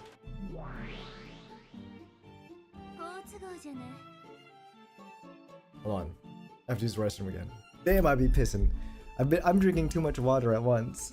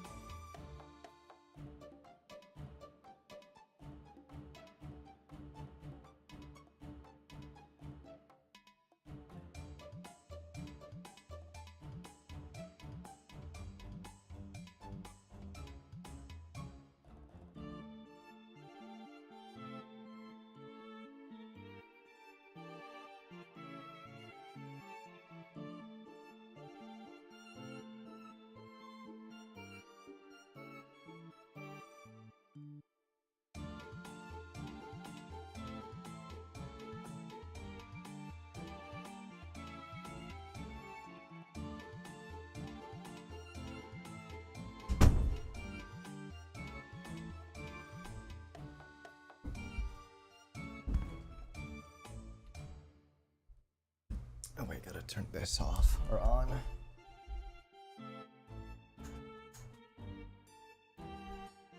There.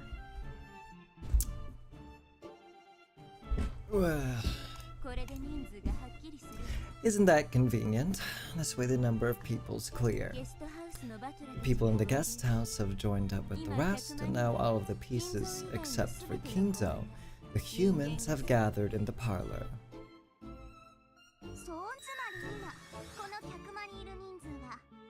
In other words, the number of people in this parlor now is equal to the number of people on this island. Oh. Meaning 1, 2, 3, 4, 5, 6, 7, 8, 9, 10, 11, 12, 13, 14, 15, 16, 17, 18.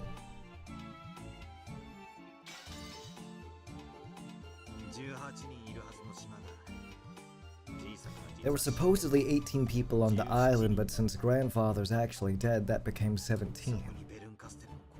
Now one piece of Bernkastel's been added. The number of humans on this island has returned to 18. I glanced around at the humans in the parlor. I guess Furudo, Erika, and behind her Kumasawa and Shannon. Off to the side was Genji. Gokurasan and Natsuki were welcoming the guest.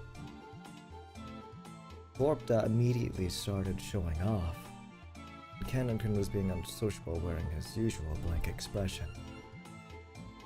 There was Dad and Kirie, Aunt Ava and Uncle Hideyoshi, Aunt Rosa and Maria, and Dr. Nanjo.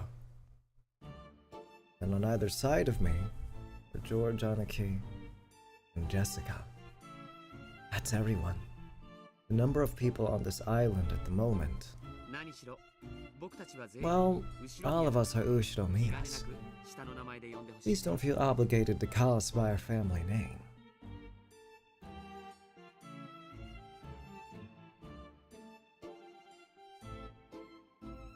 Is it really necessary for him to count out everyone?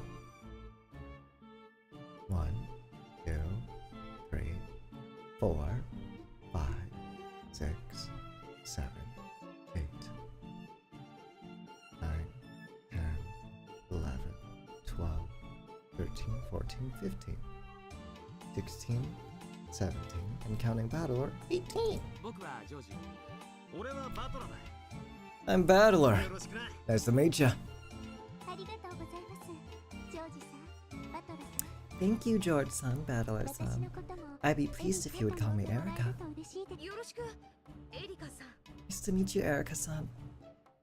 It was decided that Erika would be welcomed like a guest and allowed to borrow the bedroom next to the cousin's room on the second floor of the guest house. In front of all the relatives, she had seemed dignified and a bit stiff. However, as she talked with George and Jessica, her expression began to soften. And so the detective Furudo Erika was placed on the game board.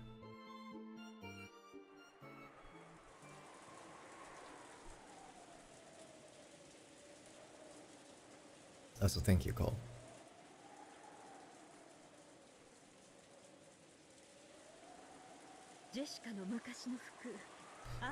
I'm surprised Jessica's old clothes suit her so well.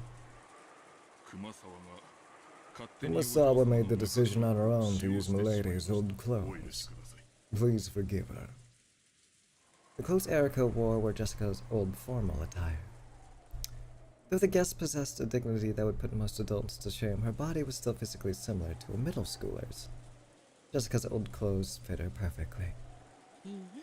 Not to worry, we match this guest perfectly. If she likes them, we might even let her keep them as a sign of friendship. Certainly. Certainly. Thank you very much. Have you contacted the police and her family? Yes. They seem to have been quite distressed.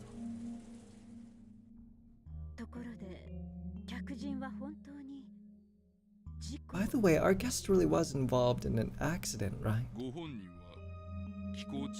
She herself said she fell from a boat as it was returning to port. Is there anything to back up that claim?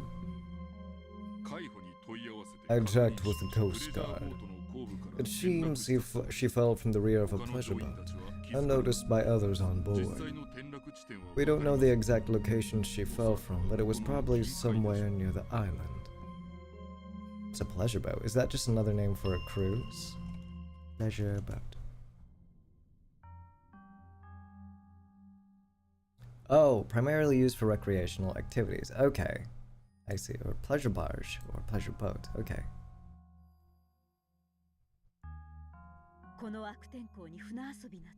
It was foolish to play on a boat with such a bad weather forecast.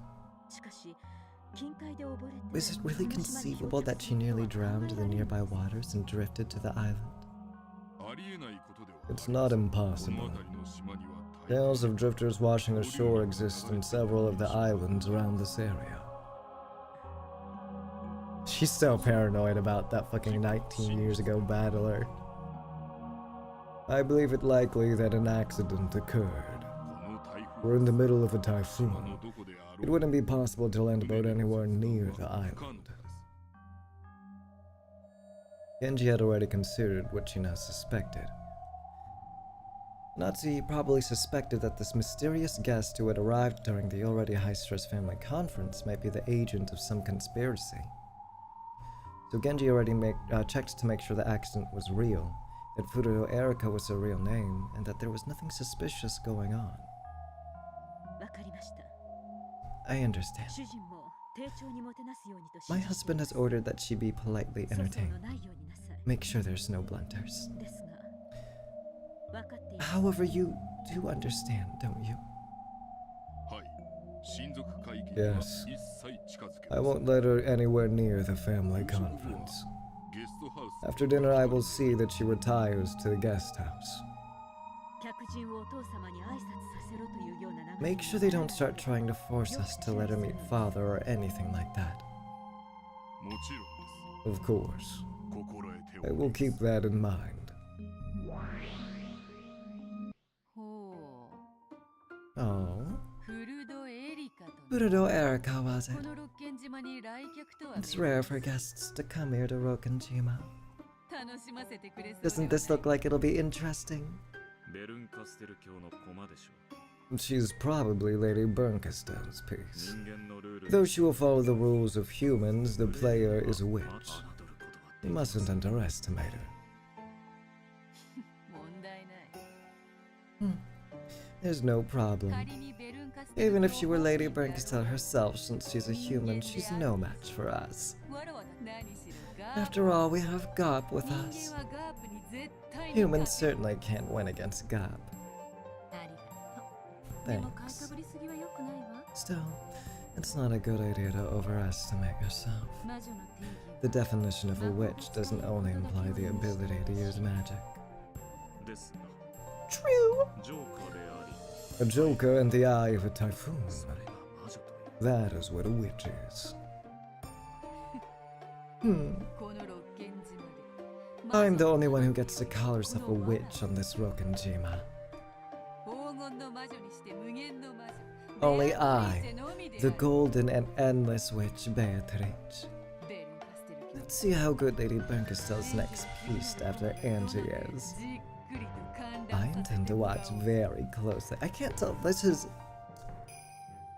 a game board Beatrice, right? I was under the impression previously that it was...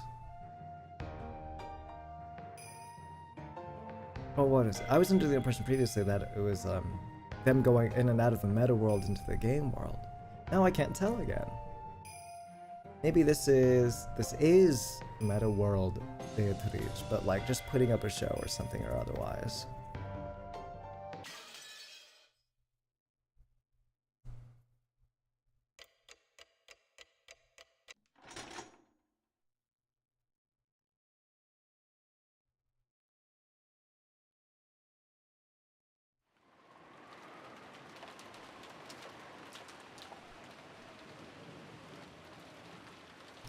Erika's seat was the lowest one in rank.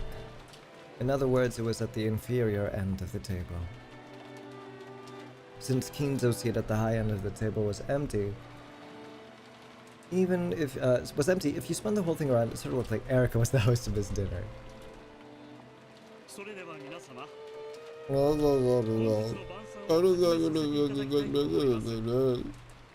After Goda's announcement, dinner began with the applause that had become almost customary. It was finally the beginning of the dinner orchestra conducted by Toshiro Goda.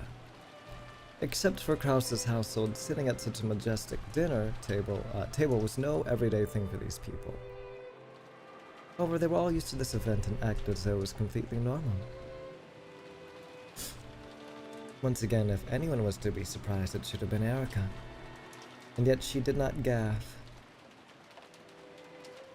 There wasn't even a sliver of fear the one might expect. There wasn't even a sliver of the fear one might expect from someone who had wandered around here like a lost puppy. What an odd child. She doesn't seem the least bit flustered by the Ushinomiya family's grandest dinner of the year.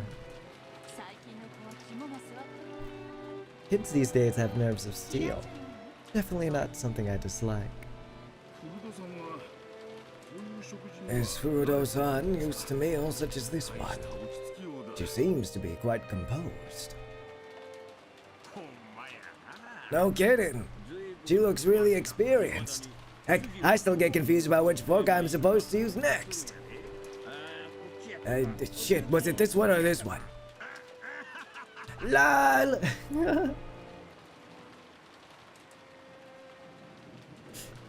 Without showing any confusion over the line of utensils in front of her, Erica gracefully ate her hors d'oeuvre.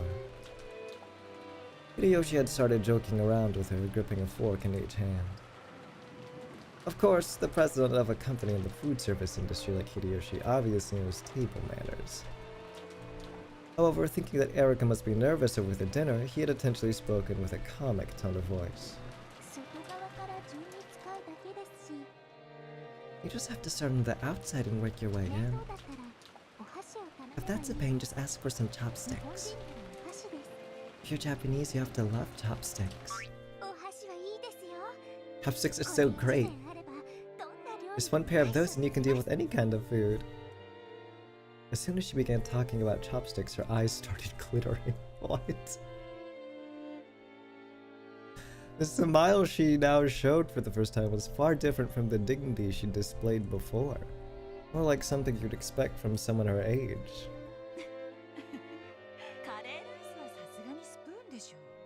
Yeah, you'd use a spoon for curry and rice or soup, right? Just make it a donburi bowl? Is there anyone who eats beef bowls with a spoon? Of course not.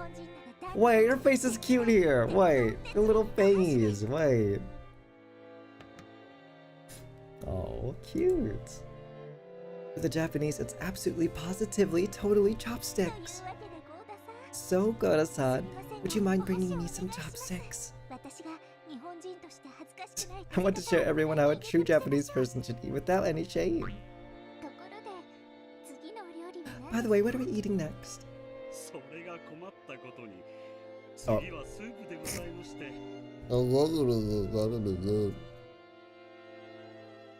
As she imitated a shrugging gesture, Erica winked at everyone. Oh, that wacky Erica, so funny. Of course, no one was laughing at her. She obviously knew that soup came after hors d'oeuvres and a full-course meal. Furthermore, Erica had noticed both that she'd been performing too perfectly and creating a sense of tension, and that Hideyoshi had tried to break the ice because he thought she was nervous. That's why she started acting a little childish and lighthearted. Acting out the part of a guest enjoying a harmonious dinner. Pretty soon not only Kirie but everyone else caught on. Though she was an uninvited guest, she was apparently worthy of participating in an Ushinomiya family dinner.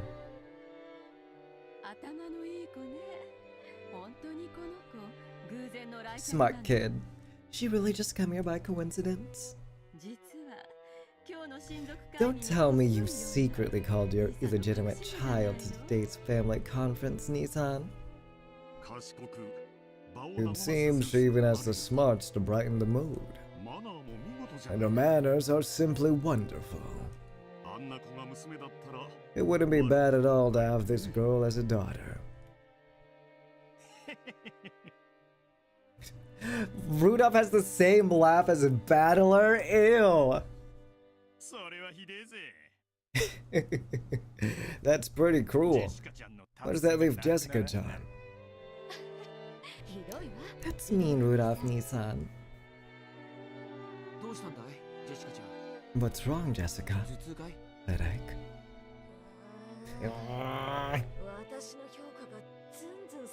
I get the feeling my reputation's taking a dive. Well, if you're the daughter of the head family, you'd better not let her beat you. Try using those table manners and dignity Aunt Natsu he's always training you with and fight back. I wanna see table manners. Whee! Jumping around is bad manners. Come on, Jessica. Show us how it's done. She don't remember shit. She don't remember a fucking lick of those manners she was taught. Jessica straightened up so much it looked like someone had poked her back with a pole. She had good posture, but it somehow lacked elegance. She looked, well, kind of like a triangle ruler. She sat at attention with her gaze fixed straight ahead, tried to bring her food to her mouth despite this, and failed miserably. Dad, who was sitting next to her, suddenly realized that something was up. What's wrong, Jessica? Stomachache? Jessica turned bright red. Sorry, I can't help myself. We laughed our heads off.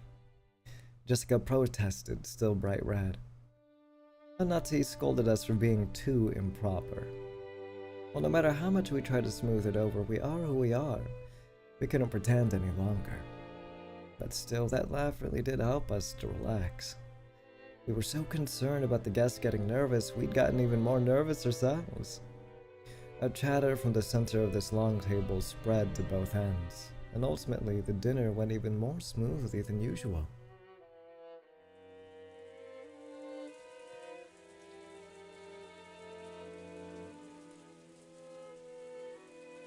With some delicious cheese and coffee, our peaceful meal came to an end. Goto won unanimous acclaim and was praised for his skill by all present. And after a short period of harmony following the meal, it was decided we would return to the guest house.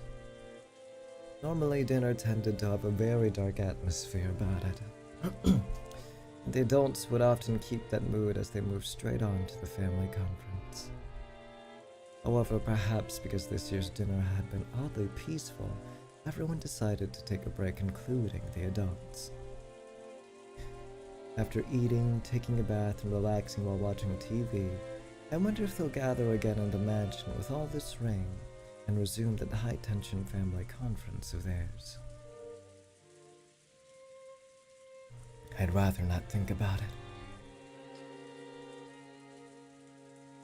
Apparently Aunt Ava was getting really worked up trying to convince the rest to start the family conference right away, but it didn't look like many people agreed with her. They'd probably call it quits for the night. Since they had guest house duty, Goda and Kumasawa were chosen to guide us to the guest house. It's gotta be tough for Goda. Even after making and cleaning up such an extravagant dinner, he also has the late night shift at the guest house. I heard that Kumasawa, old as she was, would be going to sleep soon. It seems she was assigned a spare room.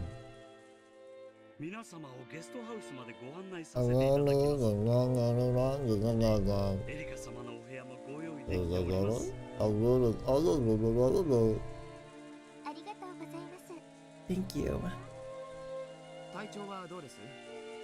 Why not rest a bit? Are you sure you feel okay? That's right. I'd totally forgotten, but you nearly drowned and floated here, didn't you, Erica-chan? You'd probably be better off taking it easy and getting to bed early tonight. I'm perfectly fine. On the contrary, I'm so nervous and excited, I doubt I could get any sleep. You and have a near-death experience. Wait, why don't you play with... Yeah, why don't you play with Maria? I'm sure you'd get along, maybe. Let's all play together. Let's play cards. Maria latched onto her, giggling. His lack of restraint peculiar to youth was very much like Maria. However, we really should be concerned for Erika's physical condition now. Maria, why not play cards with us? Erika One-chan's tired. Oh, I like cards too. Please let me join you after I had a short break. Yay!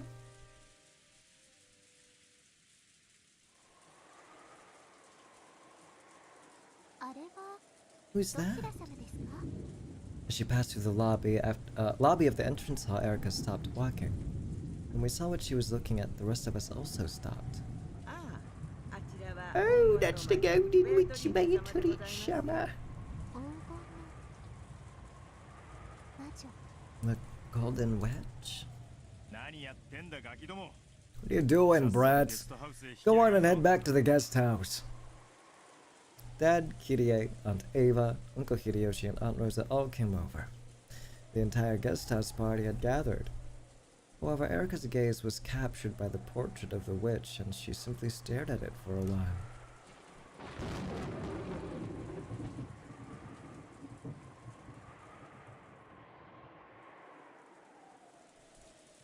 I bet she's gonna solve the epitaph or some shit, and then it'll be the same thing like in episode 3. She'll become, not Avatrice. She'll become, Fudotrice or some shit. Supposedly Dad has a stash of hidden gold with 20 billion yen. This epitaph shows you where that gold's hidden. Perhaps it was too early for all of them to disperse to their individual rooms, because the relatives who had returned to the guest house all gathered on the first floor continuing their chat. The topic was the witch's epitaph, which Erika had taken an interest in. It really is a fascinating riddle. He stuck it out in a place where anyone could see it. I love that kind of challenge. Whoa. You seem surprisingly interested, Erika. You like solving riddles or something? Don't challenges like this seem interesting? It seems pretty clear that Kinza wants to use that epitaph to choose his successor. When she said that, the adult stopped moving and slowly turned to face Erika. Why do you think that? Aunt Ava spoke with a coaxing voice. Though every now and then there had been whisperings among the relatives that whoever solved the epitaph's riddle might be given the family inheritance, this had been no more than wishful thinking, since such a thing had never been specifically stated. I mean, what do you mean? I mean, it's in such a huge fucking place. And why would he have it repeated in his own study? And then out here too, you know? And yet, though she'd only read it once, this outsider had already reached that conclusion. Oh wait, no, we're talking about how she came to the conclusion so quickly. Never mind. It's not the problem. If you solve the epitaph, you can become the next head. She wasn't trying to make it sound like wishful thinking, but an outright fact. So they closed in around Erika, asking why she was so sure.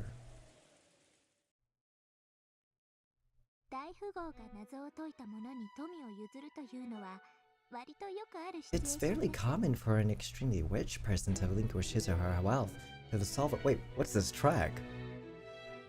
To the solver of some sort of riddle. But yes, this is true, yeah. It's a pretty common trope. Furthermore, Kinzo-san didn't publish this epitaph in a newspaper, but displayed it in his mansion. That means the riddle's directed at the people in this mansion. You're right. Since it's inside the mansion, there's no way for someone who can't enter the mansion to solve it. That means Grandfather's been challenging the people here. Good. Well thought. Just by the simple fact that the epitaph's inside the mansion, it's possible to figure out that much. At first, this Erica girl seemed to be the fairly silent type. But that apparently wasn't the case. As she grew excited by a challenge to a game of wits, she became much more talkative than I'd imagined. I see. Well, it does make sense that an epitaph inside a mansion would be there so the people in that mansion could read it. But can you really be sure that the one who solves it will be given the headship too? If the treasure gained by solving the riddle were something small, I wouldn't even have considered that. That's right. The hidden gold is worth 20 billion. You might consider that gold itself to be the wealth of the Ushinomiya family. Inheriting something like that would be almost the same as inheriting the Ushinomiya family itself. In other words, this riddle of the gold's hiding place buried within the epitaph is nothing less than a way of selecting the de facto successor of the Ushinomiya family. The idea that the one who solved the epitaph would be chosen as a successor had been passed around by some of the relatives for a bit. However, since it had never been specifically announced, it was nothing more than an optimistic dream. Thinking this, they decided to abandon all consideration of this point until the details were made clear. Erica had clearly declared that this uncertain point was in fact true. If one of the relatives had said it, people would have thought it to be merely an optimistic dream. However, when this was declared by a complete outsider, those words seemed even more credible. Everyone remained silent for a while, slowly considering what those words implied. Simply by the existence of the epitaph in that place, this level of reasoning is possible for Furudo Erica. What do you think?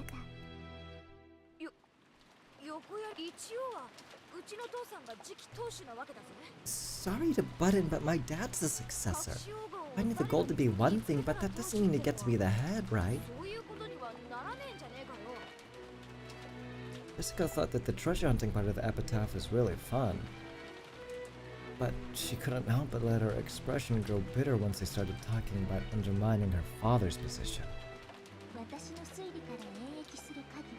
By using deductive reasoning based upon my theory, it seems likely he doesn't want their successor Krauson to inherit that position too smoothly. But why? Becoming the head of the Ushinomiya family with all of the vast wealth it entails would mean gaining a great deal of influence in a political sense. So under normal circumstances, the succession should be overseen rigorously, without letting any element of chance creep into the equation. How old is she? Like 12? Oh no, they said a bit younger than Jessica. And Jessica's like, I think a year younger than Battler, so she's what, 16? Why is she so smart for, why is she so smart for a 16-year-old? The hell? I know it's because she's a stand-in for Bernkastel, and she's also the de facto detective, but still. It happens a lot in those stories about Sengoku military commanders my husband loves. When there's multiple candidates for the successor, it usually results in an internal squabble. That's right, that's why it's important to clearly specify a successor so you can avoid any trouble. Sometimes there's even a purge of all the competing successors. As Sengoku commander Hideyoshi admired, Toyotomi Hideyoshi made his son-in-law Hidetsugu commit seppuku, but it was rumored that he might have done this to make Hideyori, who was his real son and born after Hidetsugu, his true heir rather. In other words, naming a successor was a way to make it generally known that a single unique person would be acknowledged by everyone, and a way to remove any chance of another person becoming a candidate. That's exactly right. The only purpose for an epitaph like this would be to cast doubt on Kraus-san's position as a successor. In other words, if Kraus-san wanted, if Kinza wanted Kraus-san to become the head smoothly, he'd have no reason to go out of his way and display something so dangerous for all to see. True. If you spin the chessboard around, you can certainly say that. It'd be odd if he handed over the position of head normally, but only handed over the 20 billion yen in gold to the person who solves the riddle. Kinza would pass on the title of the family head, but he would only give up the 20 billion yen in gold to the person who solved the epitaph. You really couldn't call this passing on the headship in the truest sense. That's how it is. By this theory, we're able to doubt whether Kinza-san truly acknowledged Kraus-san as a successor. Simply by the existence of the epitaph in that place, this level of reasoning is possible for Furudo Erika. What do you think, Jessica? Oh, you made her mad as fuck. What do you call that reasoning? That's bullshit, it's screwed up! Jessica let her emotions lay bare and glared at Erika. Erika, on the other hand, looked exceedingly calm with an expression that said, "Bruh, you just got rage-baited, lol." I see. Looks like table manners aren't the only way this girl is fitting for the Ushinomiya family. Seems she really does match the family, even when it'd be better if she didn't.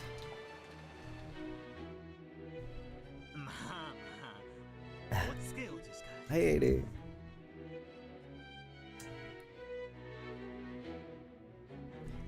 Okay, take it easy, Jessica. And Erika, let's leave it at that for now. Yeah, well, we can put all this successor stuff to the side for now. Anyway, there's no doubt it's father's big question for us. Lol. 20 billion yen.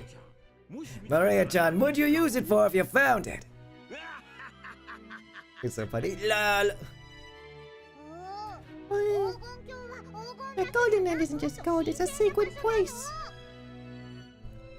Uncle Hideyoshi kept trying to force himself to chuckle and improve the mood.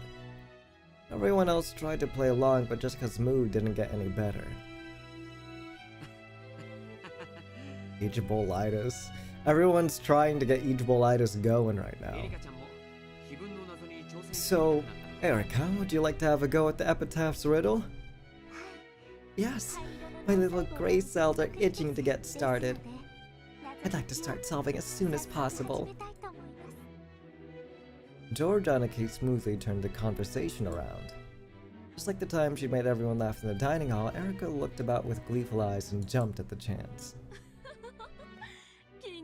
I like it. Well, since Erika seems so interested, let's all try and solve it together just like last year. I'll make some coffee. Raise your hand if you want some. Me! Not for you, Maria. You won't be able to sleep. What the fuck? I wanna drink coffee too, bitch! Don't they get you excited, riddles like this? I love them. Erika said that and smiled, though she must have known that she'd ticked Jessica off and made the atmosphere sour. She just did not give a fuck. Oh?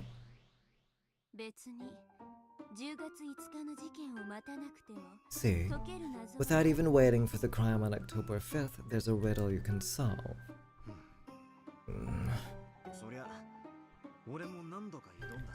I've tried to solve it many times myself, but you didn't have a clue, so you gave up and stopped thinking. Right. Pissed me off, but I don't have a good counter for that. After all, I just don't get the epitaph at all. I don't even know what the beloved hometown means, much less the parts about the Sweetfish River and the key. Thinking that a few more hints would show up if I waited, kept on waiting and just stopped thinking. Have you figured out an answer of your own? Because I'm about to solve it. What? This is where Burn solved the riddle of the epitaph. What? I'd expect no less from the Witcher. What?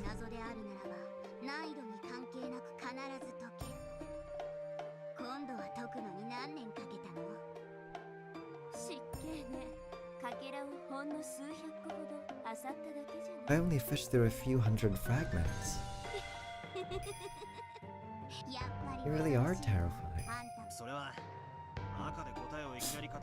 You're not gonna cheat by suddenly saying the answer in red or something like that, right? Don't worry, just like you, I follow the rules as a player. Okay, I can't remember how far I got. I got as far as, locating the thing to be, what is it? I got as far as Taiwan. That's what it was. As far as Taiwan. That's it, that's all I got. Nothing else.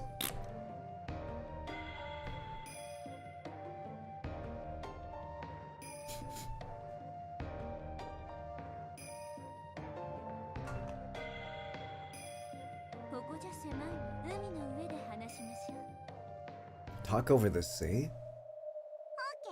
Okay, don't get queasy, battler. What do you mean, the sea? I thought the whole world had turned pitch black, and the next moment, I was struck by a strange floating sensation.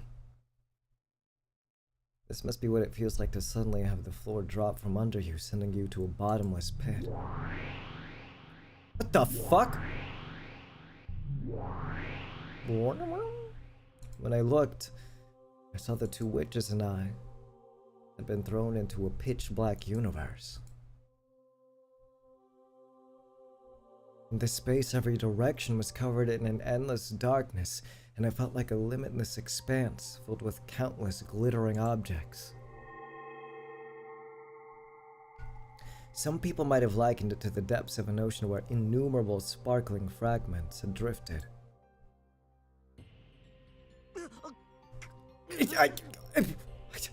Huh? Didn't she tell you not to get queasy? If you want the concept of gravity, just create it yourself, okay? Calm down and look at us. Don't we look like we're just fine? Just believe that your feet are on the ground and that you're being controlled by gravity. If you do that, you'll find your equilibrium. Wait, so is Battler just fucking floating? That's so funny. The two witches are standing normally as if their feet were planted on transparent pieces of glass. I'm the only one floating about like someone in a rapidly plummeting elevator. When I saw that they were doing just fine, I started calming down, figuring there was no need to be scared. And just as Lambda Delta said, I gritted my teeth and kept telling myself that there was a place to stand here, and that I had to stay calm.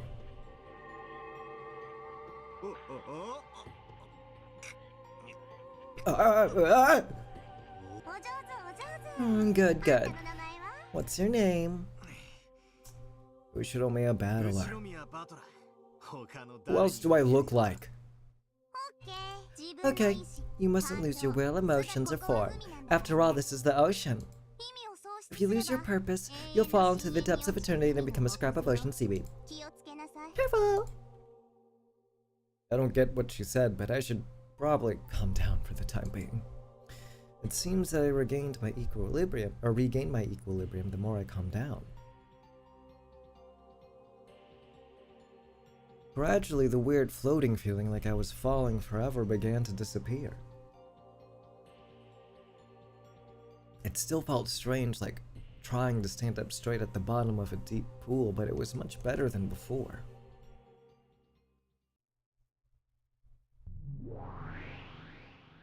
Okay, so now solve it. Solve this fucking thing that I had no idea about and toiled over for like an hour and only got as far as Taiwan. See if there's anything new.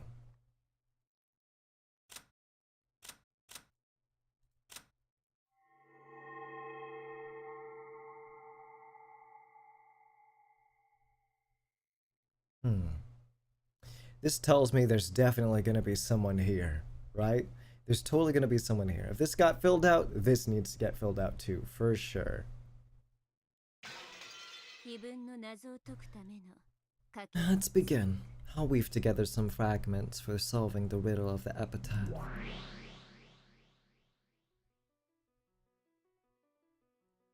Brinkasa opened both of her hands. Then, like a planetarium, all of the fragments throughout this empty space began to spin, leaving tails behind them. The expression planetarium might have been surprisingly fitting. Multiple fragments were tied together by gold lines, but it looked like constellations. Oh, constellations! Genshin Impact reference! Looked like constellations zoomed by us rapidly, one after another. It felt almost as though we were dashing through space at an incredible speed. Then, with tails of light drifting behind them, several brightly glowing fragments swirled around Bernkasta. It almost looked like she'd created her own solar system with her as the sun. That solar system surrounding Bernkasta grew to a radius large enough to swallow us. And every once in a while, one of those satellite fragments zoomed right past me. What? Huh?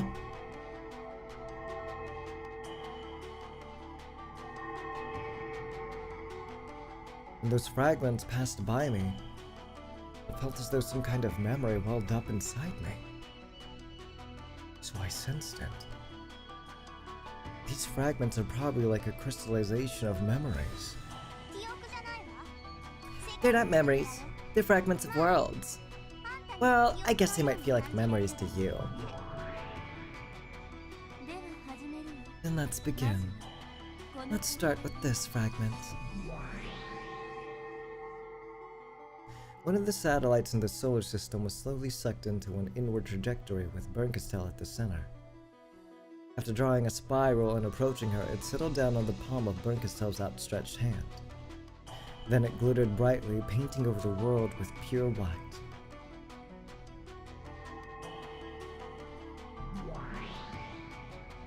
Here we are, we're back here.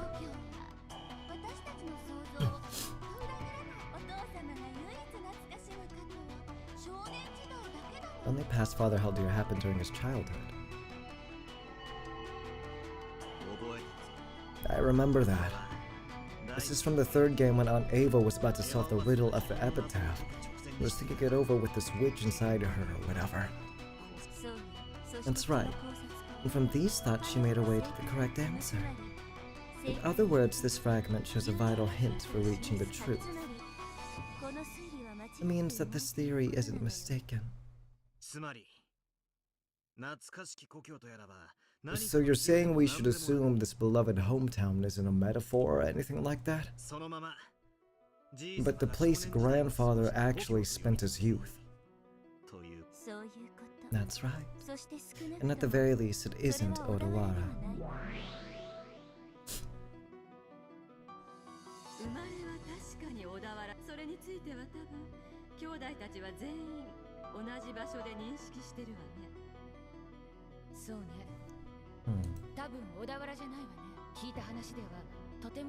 Had a very fun time as a youth. That's right. And Ava and her siblings said it wasn't Odawara. And not only that, it looks like everyone guessed where grandfather's hometown was. Right. And annoyingly, the actual location isn't spoken of in any of the fragments. Duh, if I told you that, there'd be too many hints. If it wasn't a hard riddle, there'd be no point to it. Uh-oh, that's a hint. What? That's a hint too?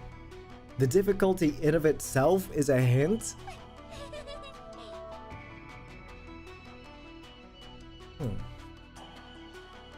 Me no smart. Just where's this hometown of grandfathers? We can't even start if we don't know that. I mean, you couldn't start, so you stopped thinking. Since it had to be a place where he could have lived, the number of possibilities is limited. Well, this is the toughest part. You were the witch who could certainly solve any riddle that can be solved, weren't you? So you took those limited possibilities. In other words, everywhere on the earth, and considered every single piece of land that grandfather might have lived on?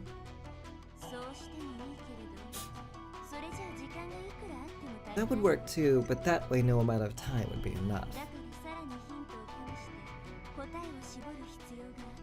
So I needed to take some more hints into consideration to ring out the answer.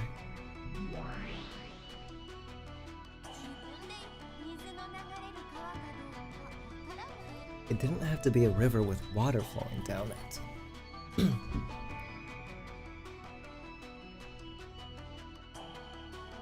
Downstream.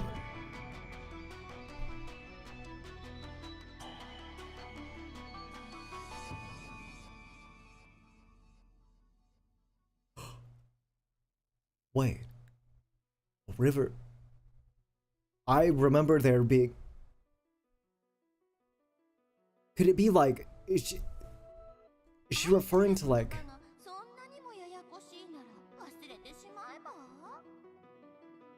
is she referring to like maybe train tracks or something?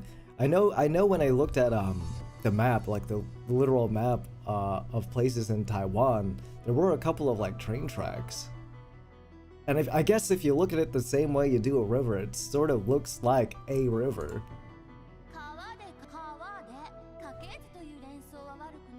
Think of a river. Linking it with a family tree wasn't a bad idea. Try thinking about how to link a river with something else along those lines.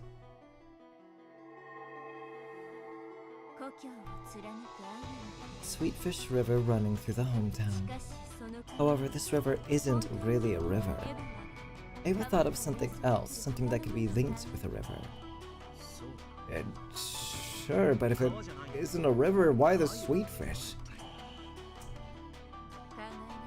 Think a river that runs through the hometown, but it isn't a river with water running down it. Something that can be likened to a river. Behold the Sweetfish River running through the beloved hometown. Ava knew where the hometown was, so she could forget about the sweetfish hint. However, since we don't know where it is, this could be a hint for us.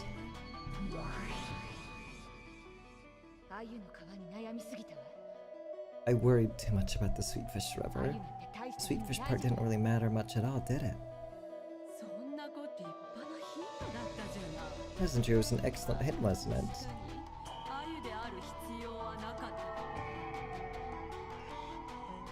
What are these sweetfish? If the river isn't a literal river, then of course sweetfish probably doesn't mean the kind of fish that swims. Is it a train? Is it a train station? Or whatever? With tracks?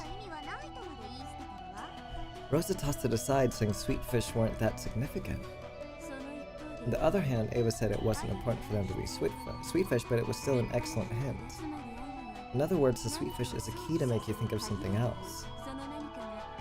If that something is a different word, but a word that sweetfish makes you think of, then Ava's line about how it probably doesn't have to be sweetfish makes sense. From these thoughts on Ava formed some theory, went to the library, looked through some books, and verified that she was right. In other words, or in short, Aunt Ava formed some theory about the true nature of the Sweetfish River running through a hometown. Then she opened a certain book to determine whether that theory was correct or not. In other words, this theory was something that could be verified through some kind of book. Also, after she figured out what the Sweetfish River was, she figured out the rest of the riddle very quickly.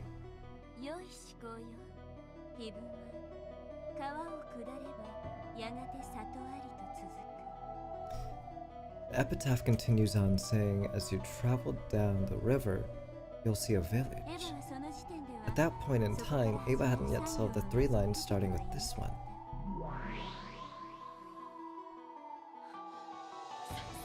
What's this village? What does it mean? Do you find one if you go down the river? Me as fuck. Right before my eyes, the pieces that I hadn't been able to understand at all began to snap. Snap into place all by themselves.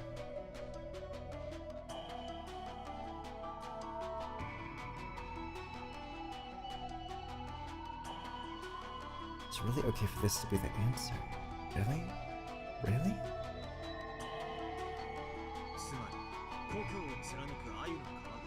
So if we figure out what the Sweetfish River running through the hometown is, that leads us directly to understanding, as you travel down the river you'll see a village stop. Then we get the key to the Golden Land. Correct. And we know that because even Ava didn't know what the village meant till she checked the book. Damn it. What is this book?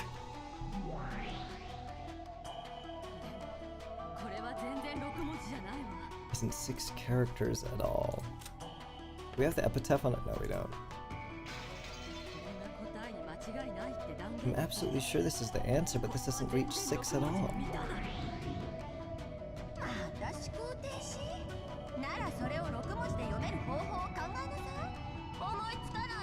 This is frustrating because they're not like confirming any of like my theories with anything. Damn it. They can't think of, the only thing I'm sure of is that it's definitely in Taiwan. If they can't think of one, then research it. There has to be an answer. You mustn't doubt that. Is believing in that too much for you? If only you just curious to see it and you could just give it a yeah. Wait.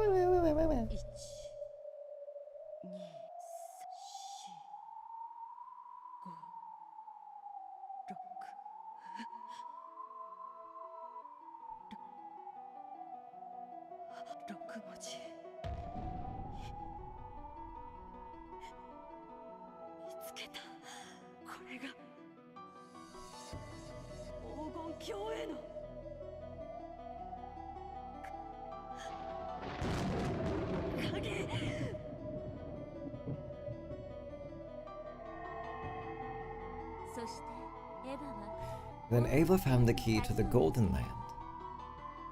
Yeah, and this key was some kind of word, number, or string of characters, 6 characters long.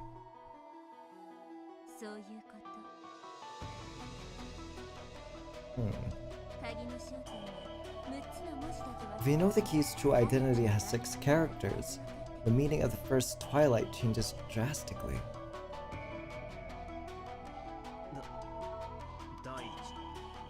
In the first Twilight offered the 6 chosen by the key as sacrifices. The 6 chosen by the key. 6 characters. In other words, it means to sacrifice the 6 characters chosen by the key on the first Twilight. I don't know what that means. I don't know what that means. Certain group of 6 people. Certain group of 6 things.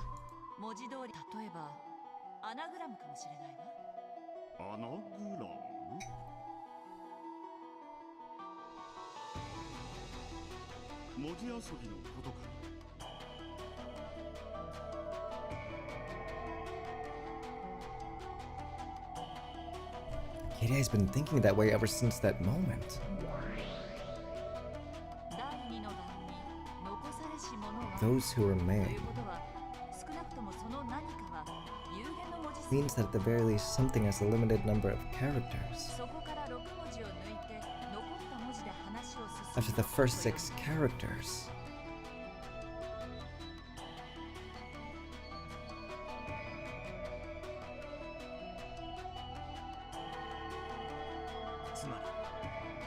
in other words, on the first Twilight we take a list of characters longer than 6. Kill those 6 that are the key, and do something with the characters that remain. So we need to find out what the word is that's the key, and get rid of 6 certain letters in it.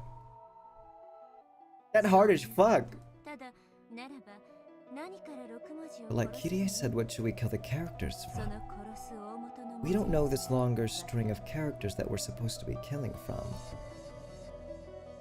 On the first Twilight, kill the 6 characters that are the key. On the first Twilight. In other words, by the time we reach the first Twilight, some string of characters already exists. It might be a set of Japanese characters, but knowing grandfather's tastes, could it be something in English? The first Twilight has more than 6 characters, even though the Japanese phrase is just 4.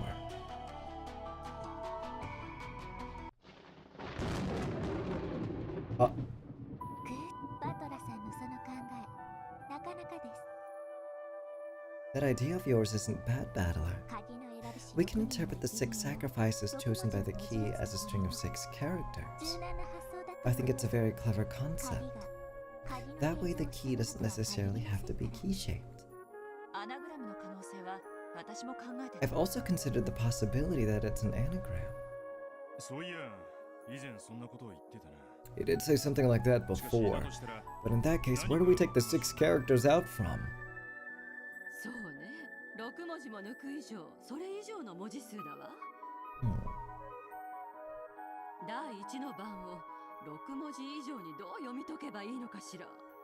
We need to read the first Twilight in some way that gives it more than 6 characters. Okay, yeah, I was destined. I don't think anyone was able to fucking do this puzzle. Or the riddle, I should say. What do you mean I have to know fucking Japanese? What do you mean I have to know katakana or kanji for this shit? What do you mean, dog? Yeah, it was over the moment it began. If we follow father's sensibilities, I guess it probably is English after all.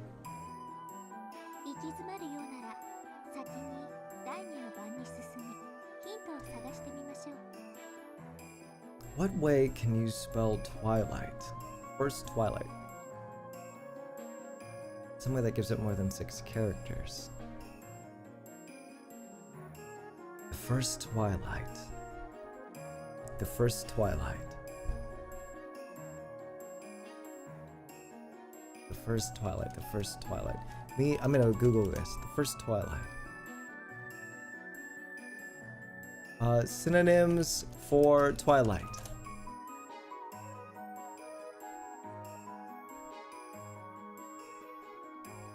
I got it. Half-light, semi-darkness, dimness, gloom.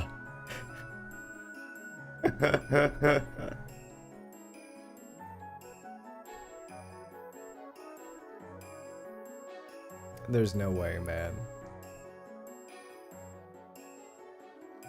Why don't we move on to the second Twilight and look for hints? Those who remain shall tear apart the 2 who are close.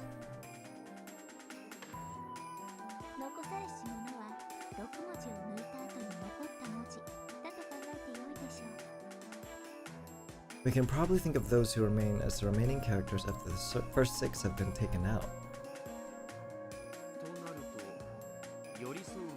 2 characters that are close. Let's see. I get it. So that's what this is about. 1, 2, 3, 4, 5, 6, 7, 8, 9. And then let's see that the 6 characters offered as sacrifices are 1, 2, 3, 6, 7, 8, 9. In this case, we erase the aforementioned 6 characters and get x2, x4, 5, x6, x. Oh, so you'd get rid of 4 and 5.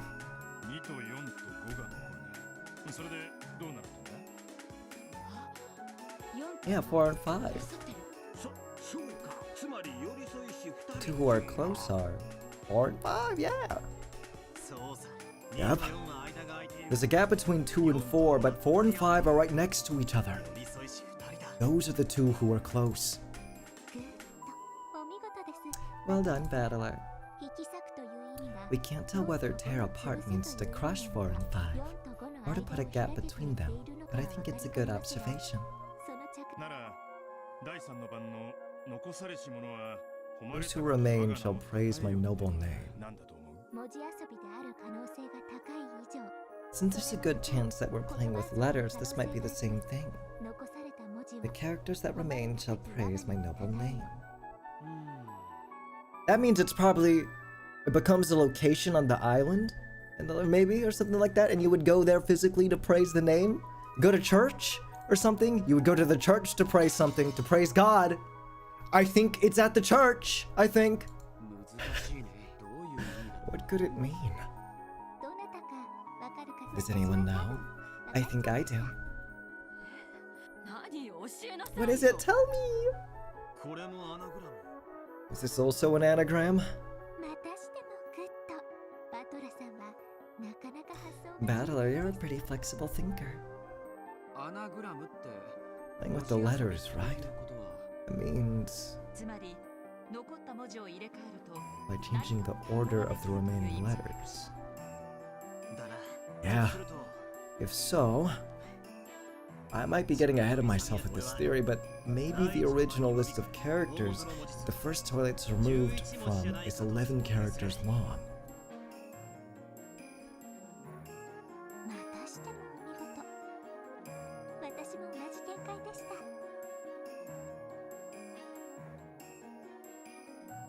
Does anyone remember those string of numbers that was posted up on the wall? One of them being Battler's birthday?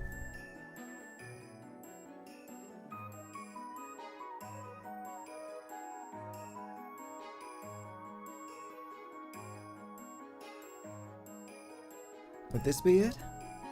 Would we be getting rid of 6 in here? But that doesn't make any sense.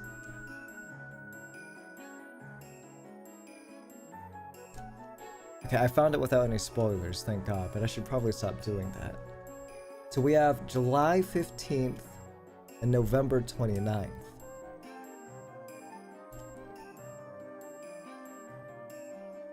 Offer the first 6? 1, 2, 3, 4, 5, 6. No, this has nothing to do with it, I think. I don't think this is long enough. Because we're only left with 29 at that point. No. Why is that? How do you think there's 11 characters? We think killing a single sacrifice means crushing a single character. If we interpret the tarot part of the second Twilight to mean adding a gap between 2 characters, there's 11 characters total. Oops. If tarot part means to crush those 2 characters, then we can assume that there are 13 characters. Excuse me. After all, from the 4th Twilight to the 8th, the word kill appears 5 times. And then on the 9th Twilight, it's written that none will be left alive.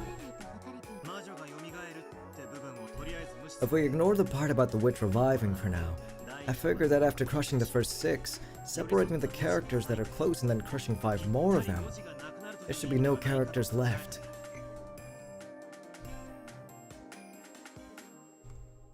So that makes 6 plus 5 or 11 characters. If tearing apart the 2 who were close in the second Twilight means to kill both of them, that makes 6 plus 2 plus 5 or 13. There's a chance the word symbolizing the first Twilight has 11 or 13 characters.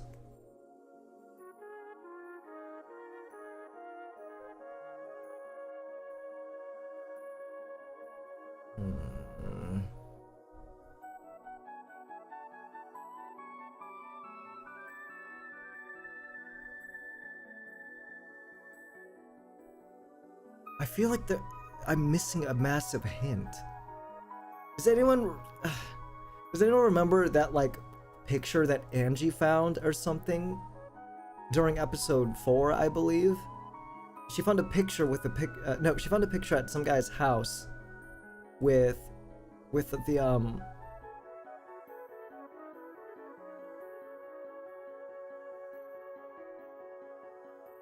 no, maybe that, what was it? Let me see. Well, let me look it up. Episode 4. Umineko, episode 4.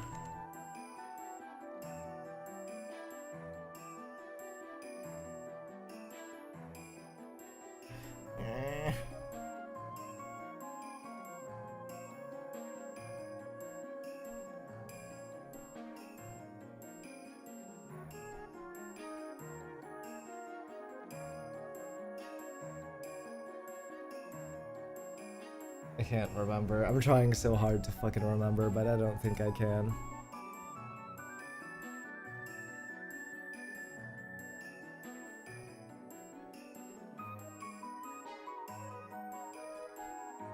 Whatever, let's just keep going. Couldn't be that easy, could it? Wonderfully done. That's the exact same theory I thought. It looks like you were gifted with excellent little gray cells just like me, Battler. Hey, quit it! Just doing what comes naturally.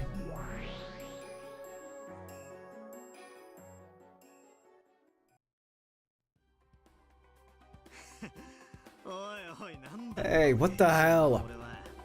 The piece me is pretty damn smart. There's no room left for me to make theories. Oh, sorry about that. You weren't around at this point, so I just controlled your piece for you. Isn't it nice how smart I made you look? Lol, when the real battler is stupid. You look smarter when Burn's playing you. Why not step down as a player and concentrate on being a piece instead?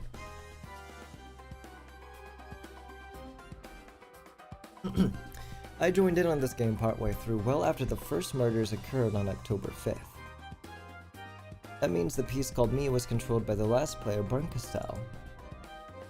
So I guess that means it's possible for Burnkastel's reasoning to be announced through my mouth. The game I'm watching now is nothing more than a replay of a part that's already ended.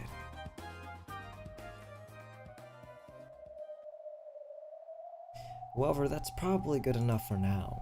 After all, this Burnkastel is going out of her way to solve the epitaph for me. I'll watch closely for now.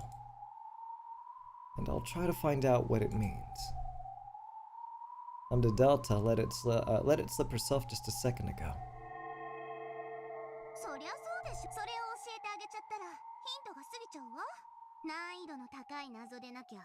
If it wasn't a hard riddle, there'd be no point to it.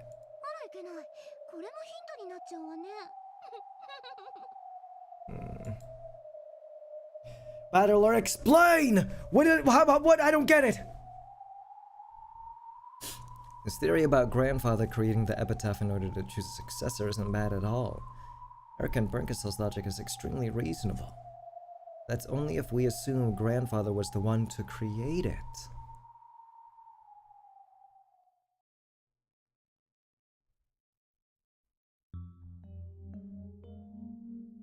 He was probably alive at the time the epitaph was displayed, but of course grandfather's already dead by 1986. And in the games up until now, Beatrice threatened us repeatedly with letters, saying the only way to survive was to solve the epitaph, and trying to force us to solve the riddle. In other words, it was Beatrice's intention or hope that we would try solving the riddle of the epitaph. The epitaph is so confusing that in most cases, the relatives never seriously tried solving it until the threatening letters start to arrive. That's why Beatrice fired the starting pistol that made us take a go at it.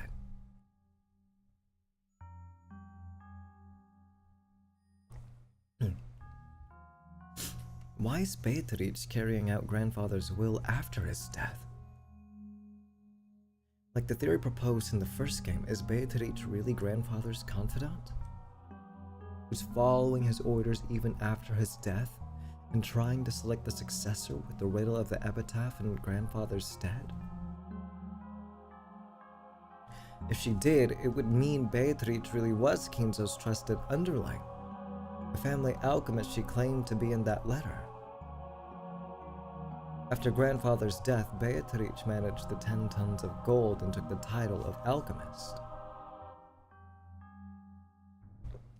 She was entrusted with the epitaph's riddle, and without ever embezzling the gold, she waited for a human fitting to be the successor to appear and solve it. And if a human didn't appear within a set time limit, would that be game over? Certainly Aunt Ava, who solved the riddle in the third game, became the only survivor, and automatically the final head of the Ushinomiya family, inheriting everything. Up until now, no one has ever survived past October 5th except Aunt Ava, the one who solved the epitaph. That was the only case where Beatrice let anyone survive.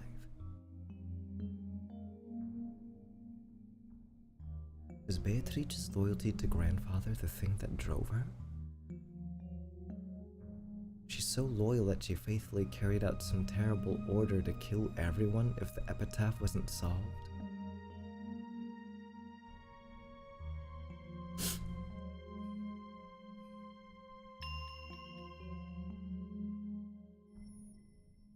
Battler was onto something, though. Who's to say that the whole epitaph is grandfather's, you know, Kinzo's thing?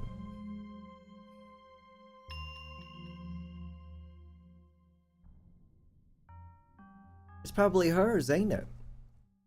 It's probably her epitaph. It is called the Witch's Epitaph, not Kinzo's epitaph.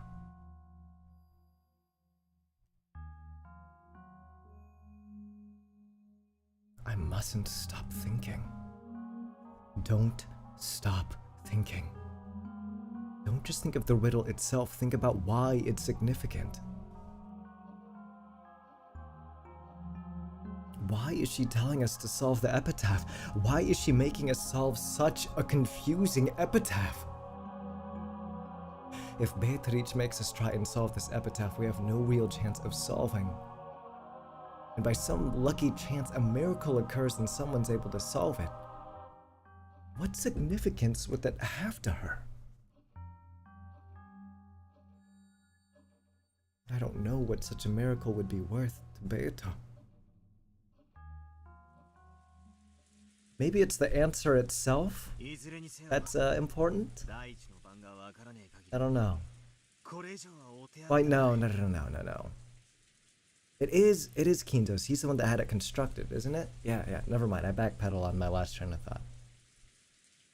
Till we figure out the first Twilight, we'll have to give up on the rest. We tried looking at it from several different angles, but in the end we got stuck there and made no further advances.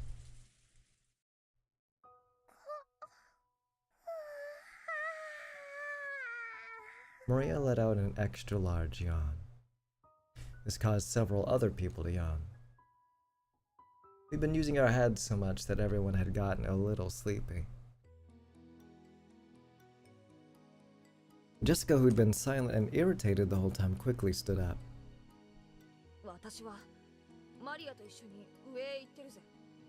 I'm going upstairs with Maria.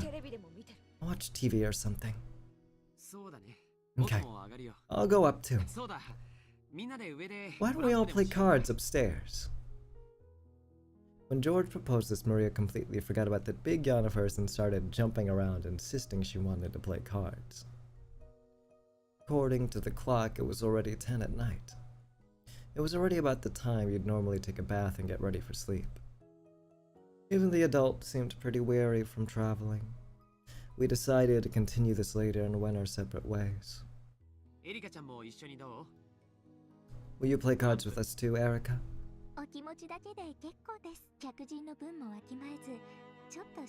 I appreciate the sentiment. I overstepped my bounds a little, forgetting I'm a guest. I'd like to take it easy and rest for the night. I almost forgot I was recently in an accident.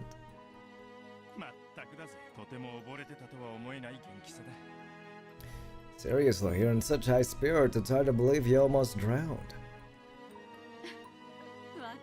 That's youth for you. Still, I enjoyed it.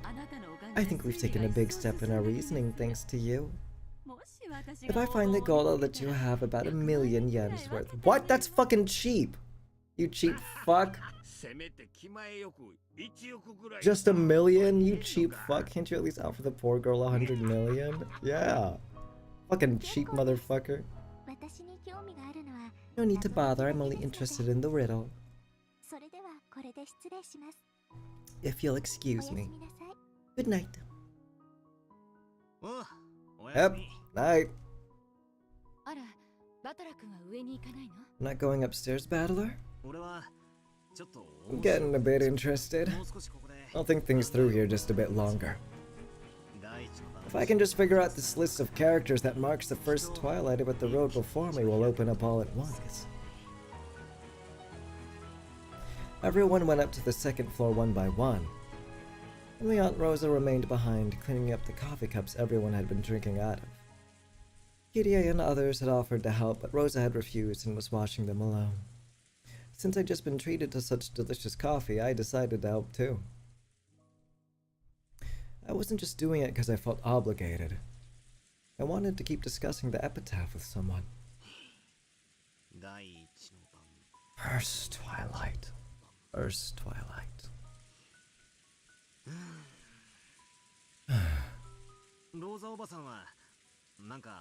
Hey, Aunt Rosa, you thought of some listed characters or a word?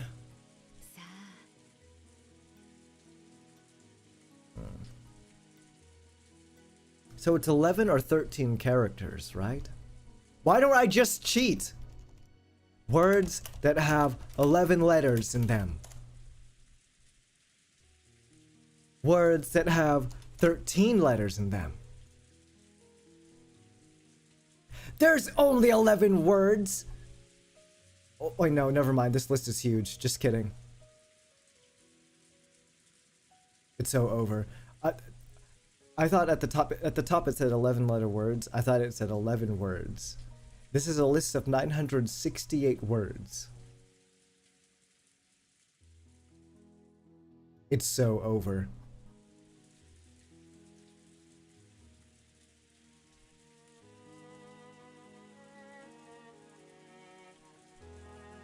I'm like perusing through the word right now, or words.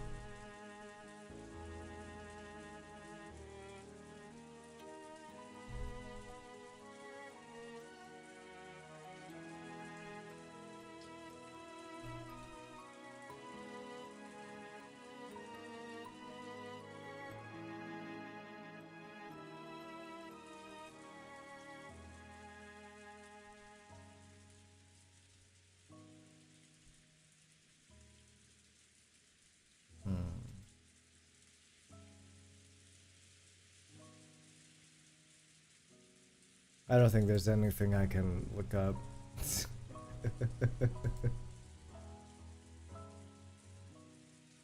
Never mind, let's close all these stupid tabs I have open.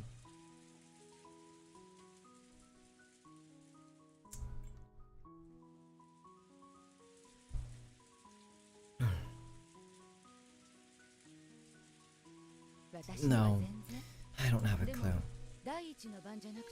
But instead of the first twilight, it's the 10th that bugs me. The 10th twilight? What about it?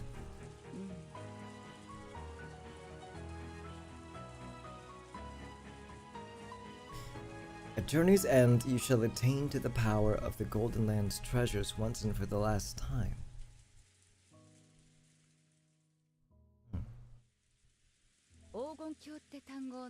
Well, at the end here, it says you'll receive the Golden Land's 4 treasures once and for the last time, right? It does. Why mention you're reaching the Golden Land just once and then say it's for the last time? It's almost as though he's repeating the same thing twice. I've just been wondering whether he had some reason for putting it like that. You're right. Like I said, there's gotta be a more straightforward way of saying that.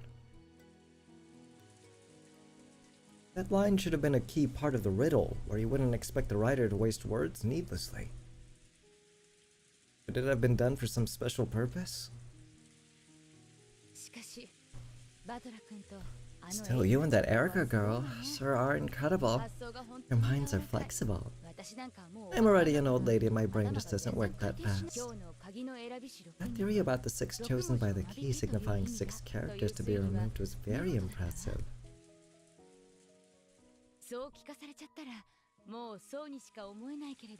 After hearing that, I can't see it as being any other way. But before then, I didn't think it was like that at all. I'm feeling let down by my own dull mind. That's not true. You got a flexible mind yourself, Aunt Rosa. You think of a bunch of new ways to abuse Maria. This last time thing might be really important somewhere down the line. Not at all. My mind's very stiff. Up till now, I've always thought that this first twilight was nothing more than a place 1/10 of the way on a road to the Golden Land. What's that? Sounds interesting. Mind telling me about it?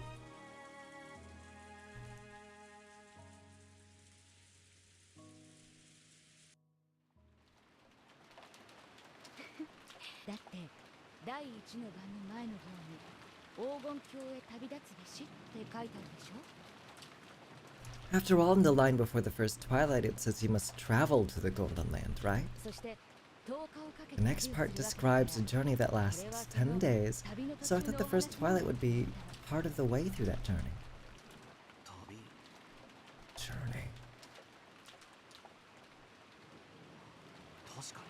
I see.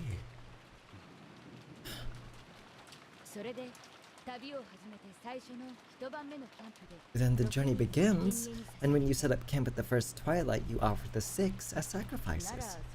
So where would that place be? How many kilometers from the starting point? Please don't tell anyone about your aunt's silly ideas, okay?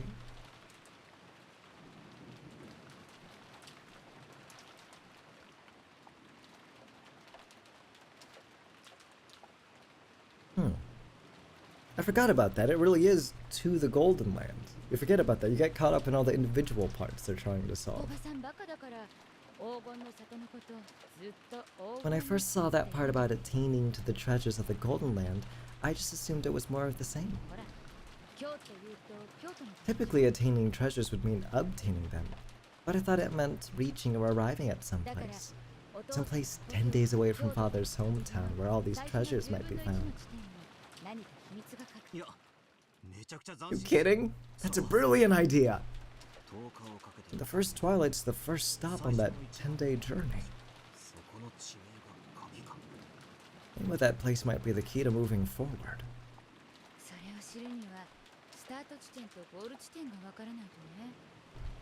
For my 10-day theory to work, you'd have to know both the start point and the end point. I know the start point. I know the hometown Father loved. The place Father spent his time when he was a boy really is far away. But the problem's the gold, the Golden Land. What does that really mean? If we don't know that, my theory gets us nowhere. I've been stuck at the spot for a long time, but after listening to your reasoning today, I've realized what an embarrassing mistake I've been making. No, I think that's still an interesting idea. A start, goal, a 10-day journey. The place reached at the very first twilight. Maybe you missed some things. You missed a lot, TBH. Hold on. Hey, congrats on your new phone. Believe it or not, I think you might solve this one easily, Battler. If you do solve it with your aunt's hint, share some with me. Even 5% would be great. It's a promise. Despite being my aunt, she gave me a smile and a wink which would have made a man's heart jump. As I helped her wash the coffee cups, I kept pondering the epitaph's riddle in silence.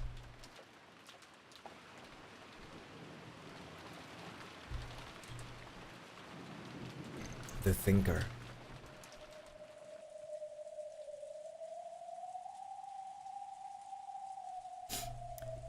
After I finished helping Aunt Rosa... Okay, I gotta use the restroom. Damn, I be pissing.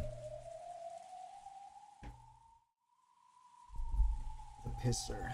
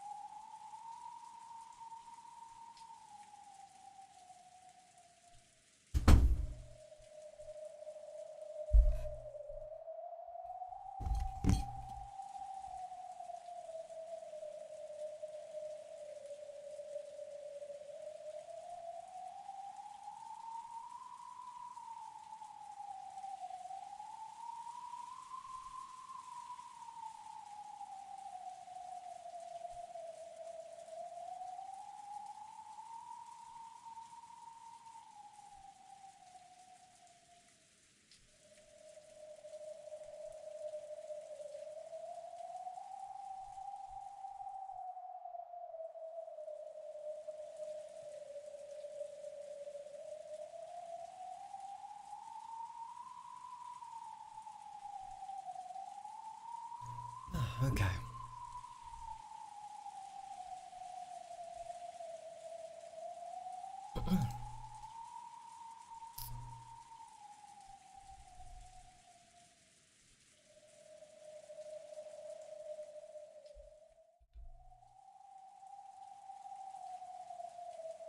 Ooh.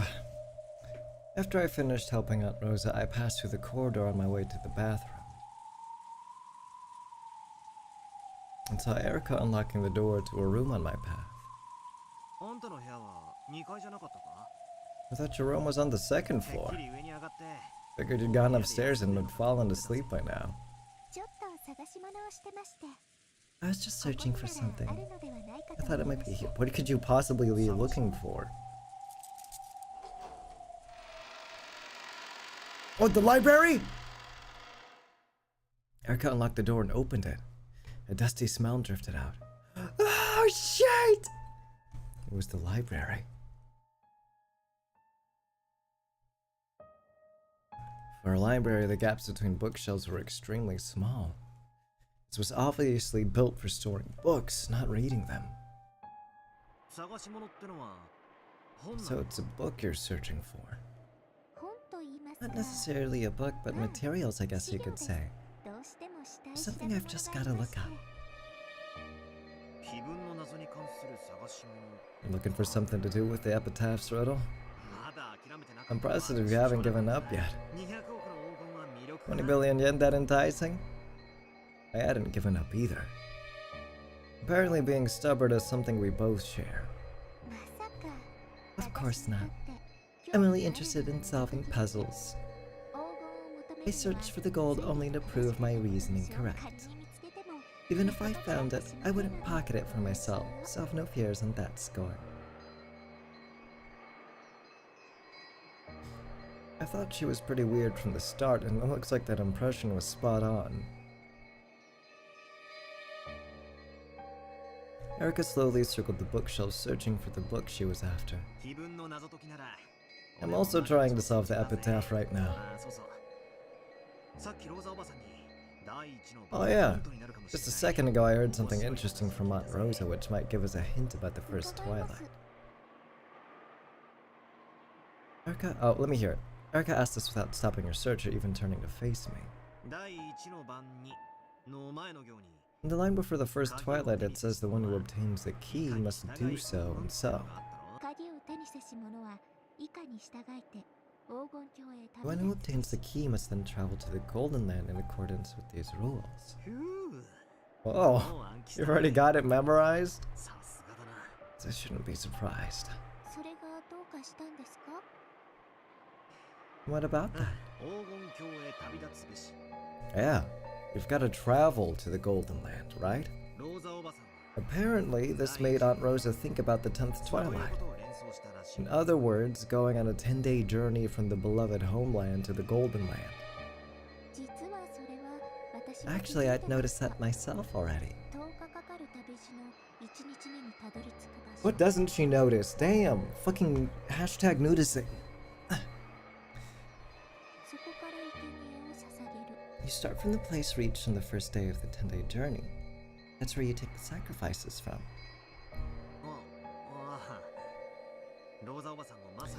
That's what Aunt Rosa thought of too. I think the theory is pretty intriguing. We're looking for the place you'd reach on the first day of a 10-day journey. That bit of land, or else the name of that region, might be a key. I also guess that the place's name might be a key. That's why I'm looking for materials. I want to turn my guess into certainty. Just, what are you looking for? An atlas? The map? Atlas is for maps, right? But it's an atlas. Ah, it's an atlas.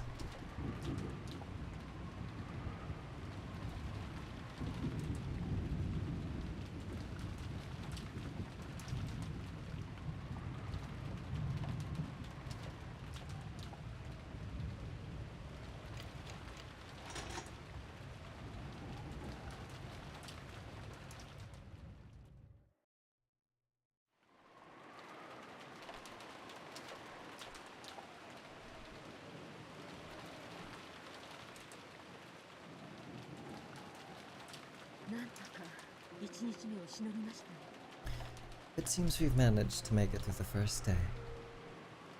Natsuhi could be seen in the study. When she muttered as though to herself, gold butterflies appeared and formed the shape of a person. We mustn't let our guards down. I can't imagine we'll last through tomorrow if we simply sit around here. As I suspected, simply saying father's in a bad mood and refuses to come out won't be enough to deceive them. Indeed. It seems last year left them quite suspicious. Because of that, the toxin has expanded and is coiling itself around the study, growing ever tighter.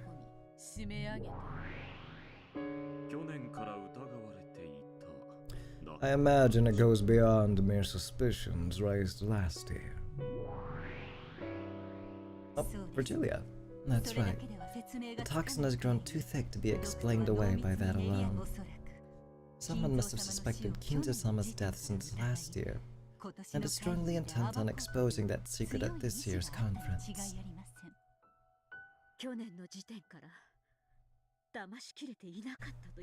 Does that mean we didn't have them fully deceived even a full year ago? Unfortunately, it's probably best to assume that given our current situation. The typhoon will remain here tomorrow, and the boat won't come for them until the day after. In short, we must endure for another 36 hours at the very least.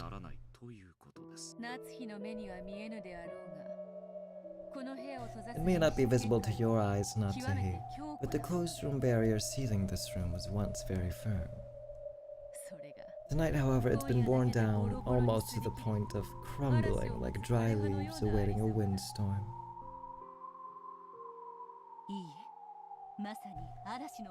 The storm's already here. Natsuhi, I propose that we switch from the closed room barrier to something else.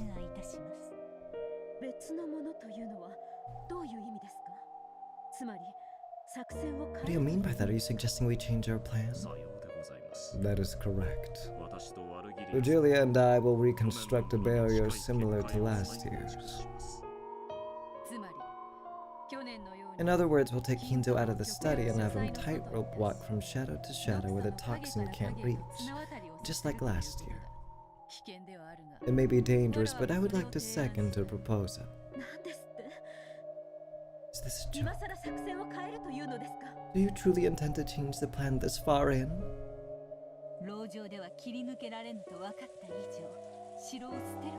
When one realizes they cannot withstand a siege, they must consider the option of abandoning the castle.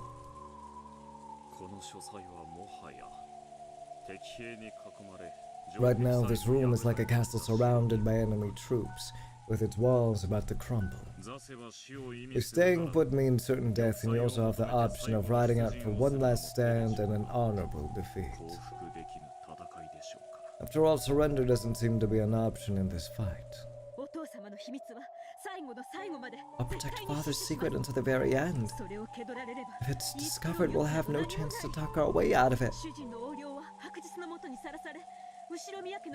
My husband's embezzlement will be exposed to the light of day, and the Ushomiya family's honor will be destroyed. I think you should just divorce him, I think. Calm down, I understand you. Kraus's alchemy will soon yield great results. If we can just make it through this year, we'll manage. So don't get flustered. But we used this strategy precisely because we wouldn't be able to pull off the same trick as last year, right? Isn't it the height of stupidity? Or isn't it the height of stupidity to return to a plan you previously abandoned because it was impossible? What sort of plan could we hope to make at this point? Renova and I will prepare one.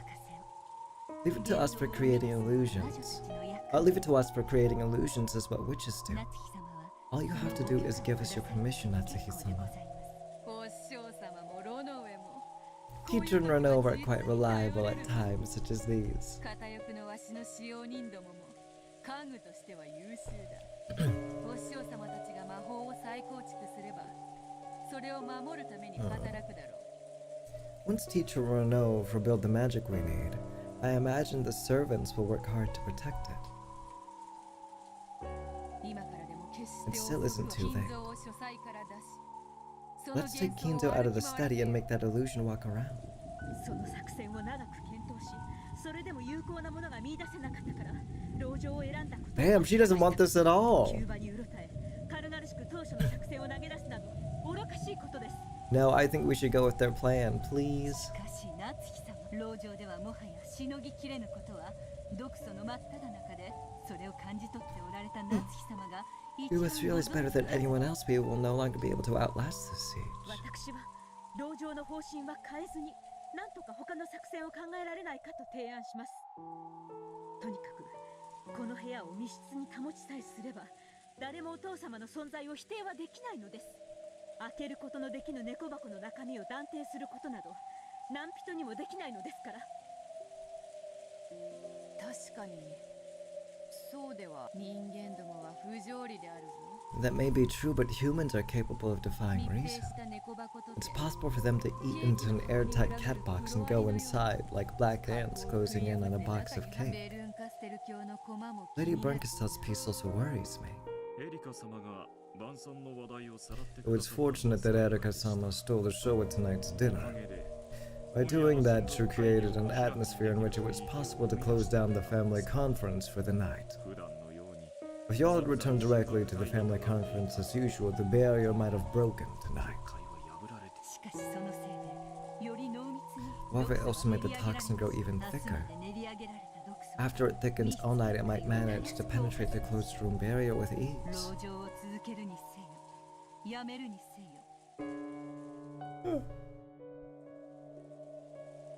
Whether we continue to hold down the fort or not, we won't make it through tomorrow unless we prepare a new strategy and a new barrier.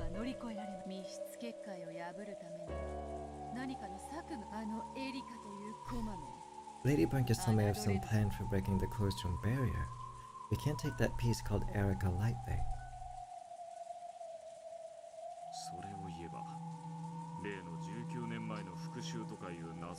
Oh, here we go.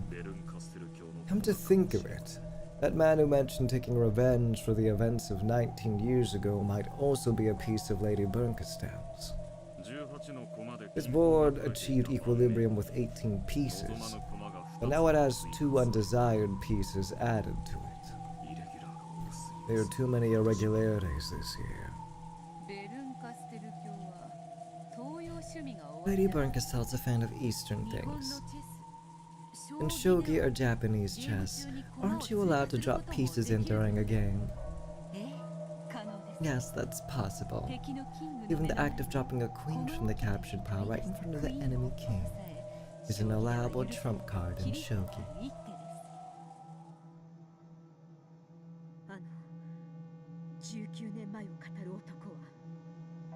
I wonder what that man who claimed to have a connection from 19 years ago is doing now. Is he already hiding somewhere on this island? That girl called Erika was able to appear by claiming to have drifted here.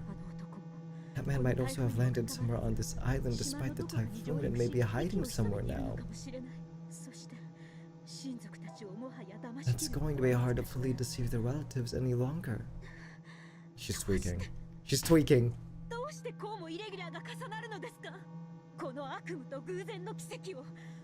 How could you explain this nightmarish miracle of coincidence? Natsuhi slammed the desk hard, held her head, and cringed at the pain from her overwhelming headache. Lady Brunkestel controls miracles. There's no point being surprised at irregularities or miracles when she's around.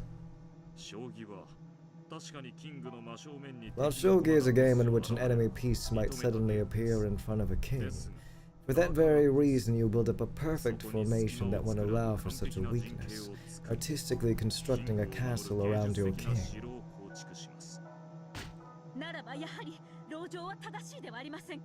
In that case, isn't holding the fort exactly what we should be doing now?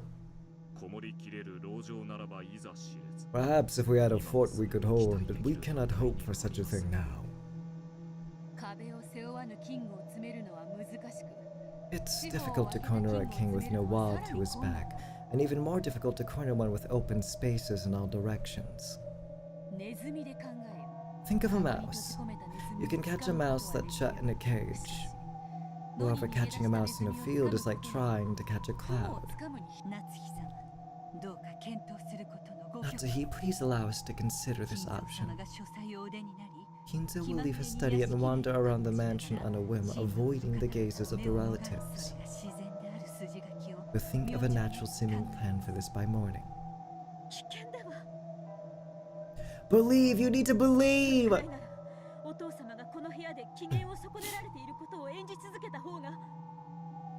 It's all about the risk versus the reward. Tomorrow the relatives will crowd around the study once again. They'll be right on the other side of that single door. When that happens, just how long do you intend to make it seem like they're having a yelling match with Kinzo-sama? It's impossible.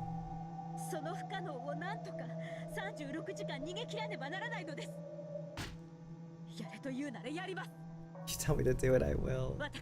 I'm Ushiromiya Natsuhi, the wife of the Ushiromiya family head.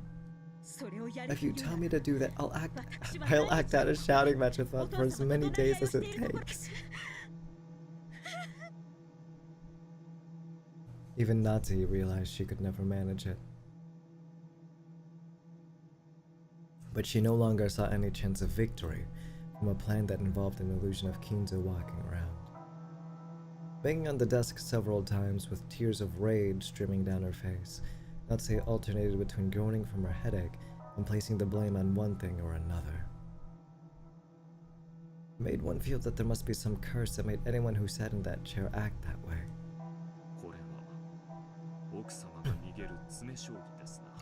This is like a game of mating shogi. Mating what? What? Where you're on the defensive. In mating shogi, the opponent has no king. And you have no way of winning other than avoiding a checkmate for a predetermined number of moves. To think that I must escape for a whole day and a half's worth of moves. It's just too many.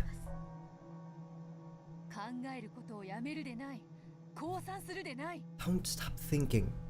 Don't give up. I'll listen to your complaints, so don't have a fit.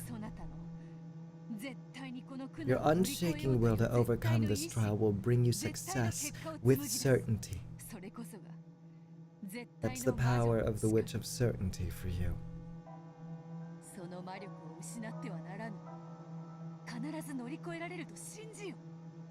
Yeah, you have to believe, Natsuhi! You mustn't give up and you mustn't stop thinking. You're right. I understand. Only I can overcome this hardship. Correct. Didn't Kinzo entrust you with the job of overcoming these challenges? Kinzo acknowledged that you were worthy of that responsibility. She's crying.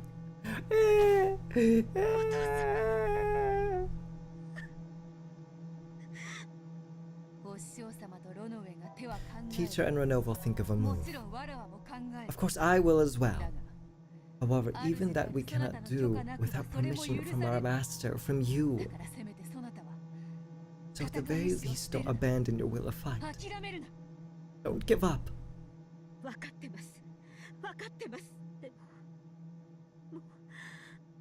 Just say you give them permission, that's it! Fuck!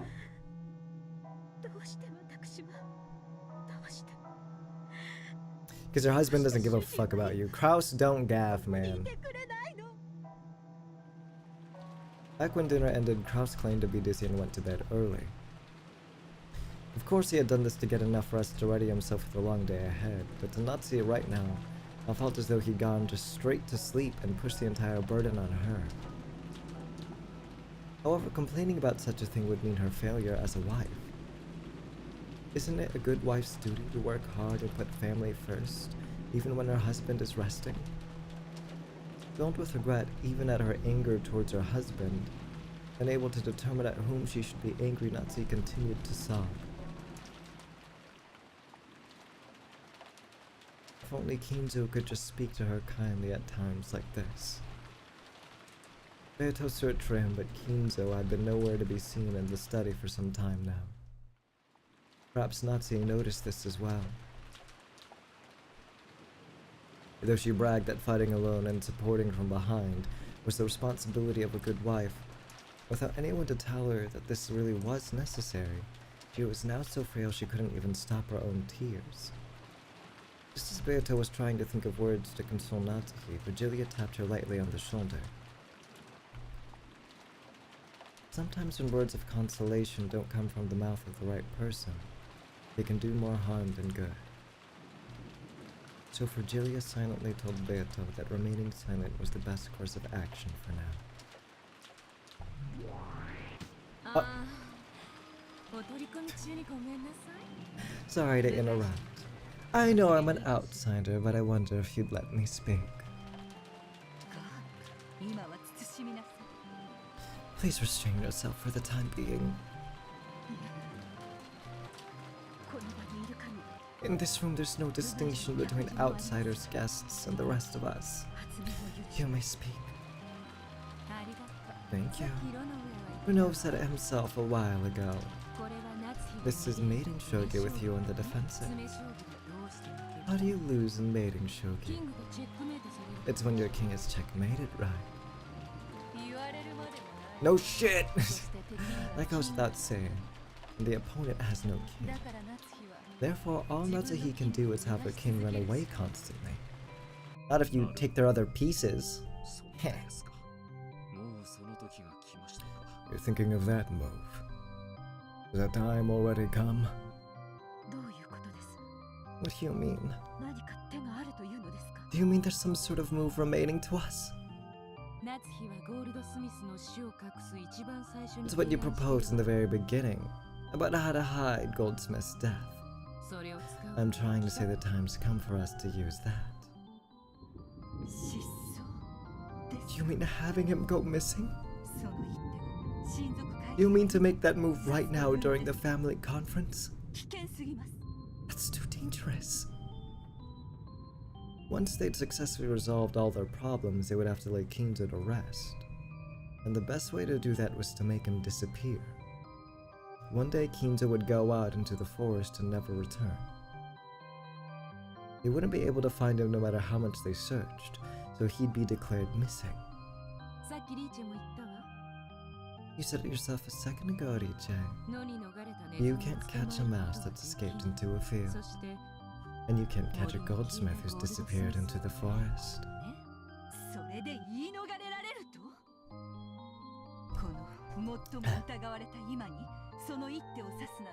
You plan for us to talk our way out of this like that?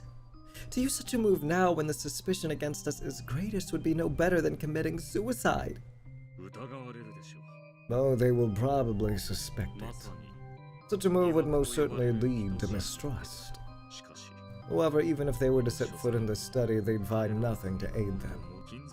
It would never again be possible for them to keep Kinzo-sama pinned down. And no matter how much they suspected his death, they'd be unable to prove it. Forget about a mere 36 hours. You'd be able to protect Kinzo's secret forever that way, right? Of course, we'll also have to bear an appropriate risk. If you make that move, you may be able to overcome this particular challenge. But we cannot even guess at how much prestige you might lose for it. Even so, it's a move that will most certainly overcome our current challenge. Of course, you'll then have to face an even greater suspicion. But you won't die.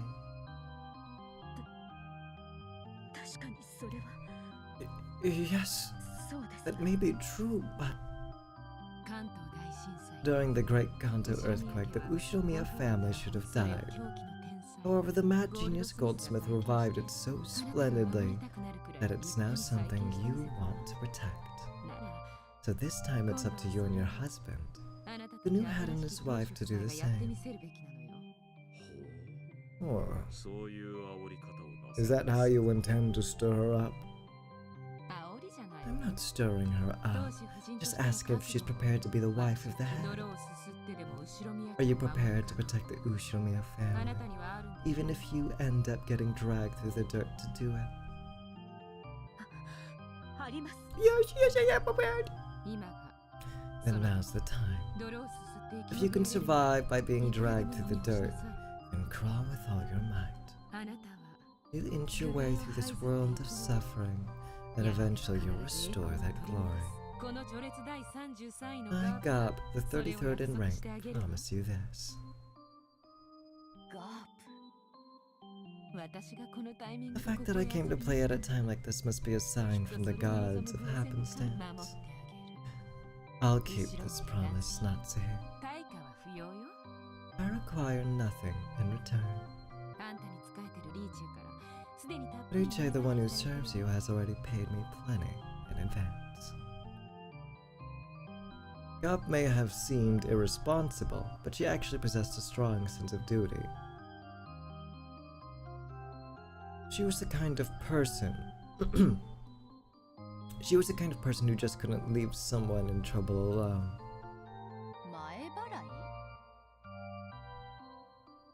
Meant in advance? Why'd I do that?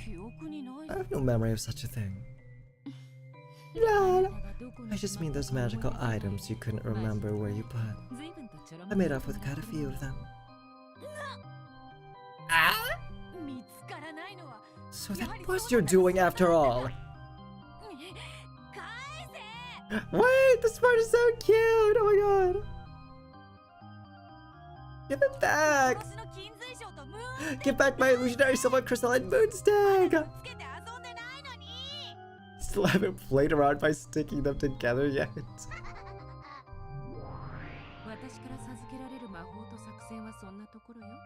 That's the sort of magic and strategy you can expect from me. I can hide Goldsmith away in a world where no one will be able to find him. Let me know the instant you need that magic. Until then, feel free to think of another safer plan. True. Having alternatives is beneficial for your peace of mind. And without that, you'll never think up a brilliant plan. Natsuhi, we have quite some time remaining us tonight. Let's leave Gop's strategy as a final trump card and iron out a plan of our own for now. Please give us permission. And please give us the trust, magical power, and absolute conviction we'll need to succeed without fail. If you have faith, I'll make your dreams come true. If you succumb to doubt, then I'll make those nightmares come true. You must build your own future. Kinja would disappear, right in the middle of this family conference. Such a move would truly be a last resort. Burying this final trump card in her heart, Natsuhi decided she would grope around for a different plan to the last second. After all, this long night has only just begun. Rinka-san on her piece had just as long to prepare as Natsuhi did. Are we gonna go back to Battler and Erika?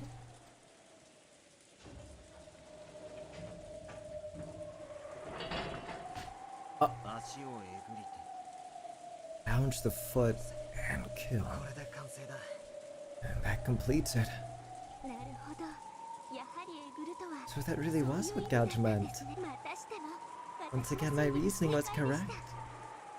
The feel of it this time was clearly different from previous times, as though some sort of device had activated. However, as far as a quick glance could tell, there was no dramatic change, such as an entrance or some sort of opening. Apparently, they would need to do just a little more before they could find it. They are incredible. If we really do find the gold, we'll have to split it together. 知的興奮を楽しめただけで十分。 Enjoying the intellectual stimulation is enough for me. 私が好きなのは謎解きだけ。 The only thing I like is solving riddles.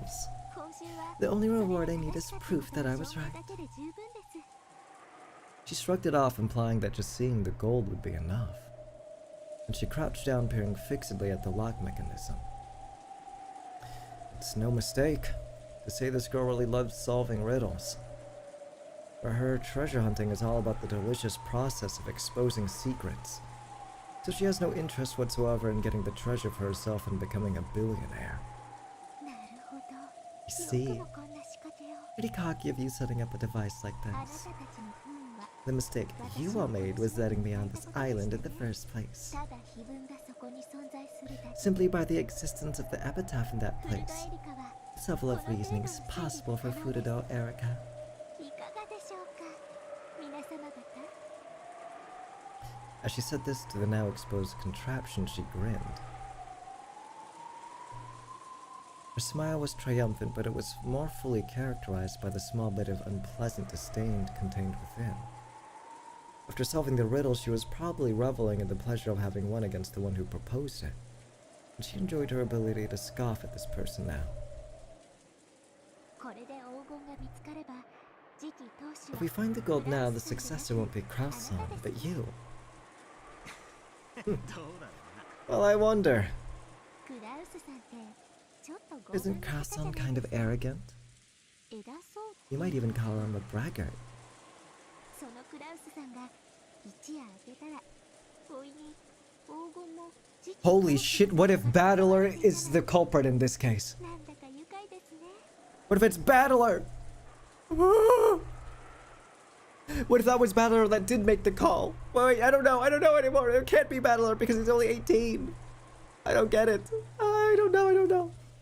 It'll be pretty amusing to see him lose both the gold and his position as a successor to his nephew in the course of a single night, won't it? Erika was still crouched down as she spoke, her back to Battler as she toyed around with the device. ジェシカさんでしたっけ Jessica was her name, right? 私に意見したの The girl who talked back to me. Oh, yeah. あの子自分の父親が次期当主だと She really was acting big about her father being the successor. 彼女は今夜が明けバトル When she wakes up tomorrow and learns that you've inherited all the gold, 父親が and that her father's no longer the successor, I wonder what kind of expression she'll どんな have. 表情を見せるんでしょうね別に俺は200億を独り占めする気は毛頭ねえぜ。 I've got no intention of keeping that 20 billion to myself.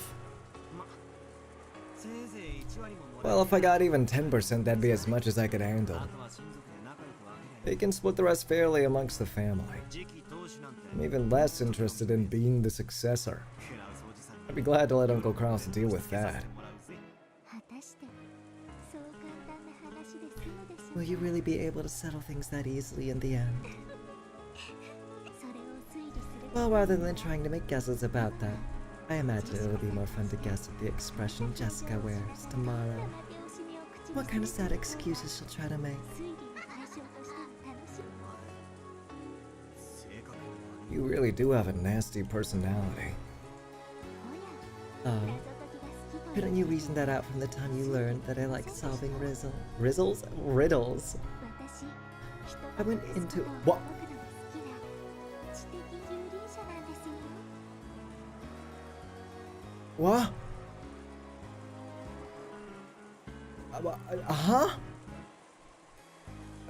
What are you making me read right now? What the fuck? I'm an intellectual who enjoys exposing things people try to hide, get it? 自分の謎解きもそうで The す same thing goes for solving the epitaph's riddle.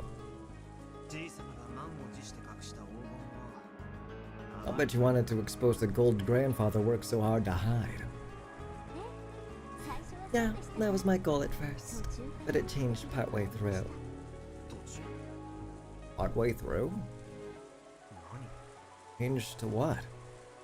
ジェシカさんです I mean, Jessica. 私の推理 She butted in on my reasoning, contaminating that pure and noble だか time. ら Ever since then, I've been trying to solve the epitaph so I could teach that Jessica a lesson. Wow, that is so incredibly petty.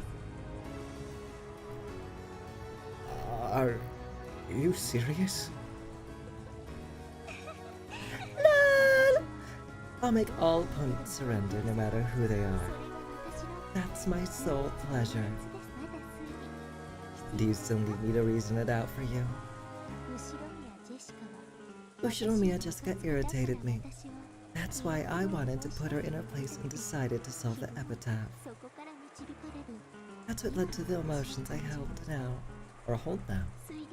Can you reason out what those emotions are? This time I turned my back on her in earnest. Did I get a bit too excited by this riddle-solving game, letting her drive me on? Do something terrible? That's right. It should have been possible to reason this out. If the riddle is solved, the relatives will probably freak out about who the successor should be. That and some others will probably push for me, the discoverer, to be the successor. And some relatives not thrilled with that prospect will probably oppose them. Despite how adamantly Erica affirmed it, it isn't written anywhere that the one who solves the riddle of the epitaph becomes a successor. Because of this, it'll lead to a fight between those who acknowledge that theory and those who don't. If I reason out what'll happen next, as Erica did, it'll probably lead to a messy fight between Uncle Kraus and the rest of the relatives. Now that I've solved the riddle, will Jessica admire me or curse me? I don't want to think about that now. Erica was still mumbling. Apparently she had already started trying to reason it out. As I began to feel very bad, I vaguely gazed out into the black night. I saw something! Ah, Slender Man!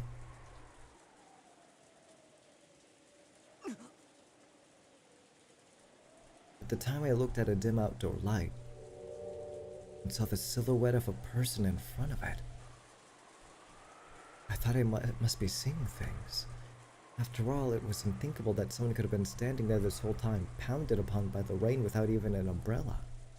However, the silhouette didn't move an inch. Maybe... Oh, it couldn't be. It was looking at me. And it was... Kinzo? What?!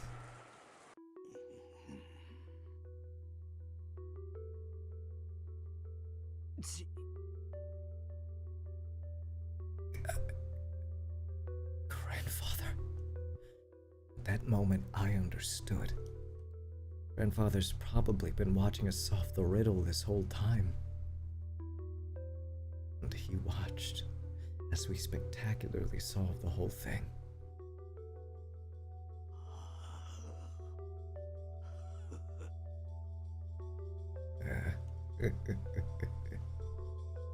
Without a doubt, there was a faint smile on Grandfather's face.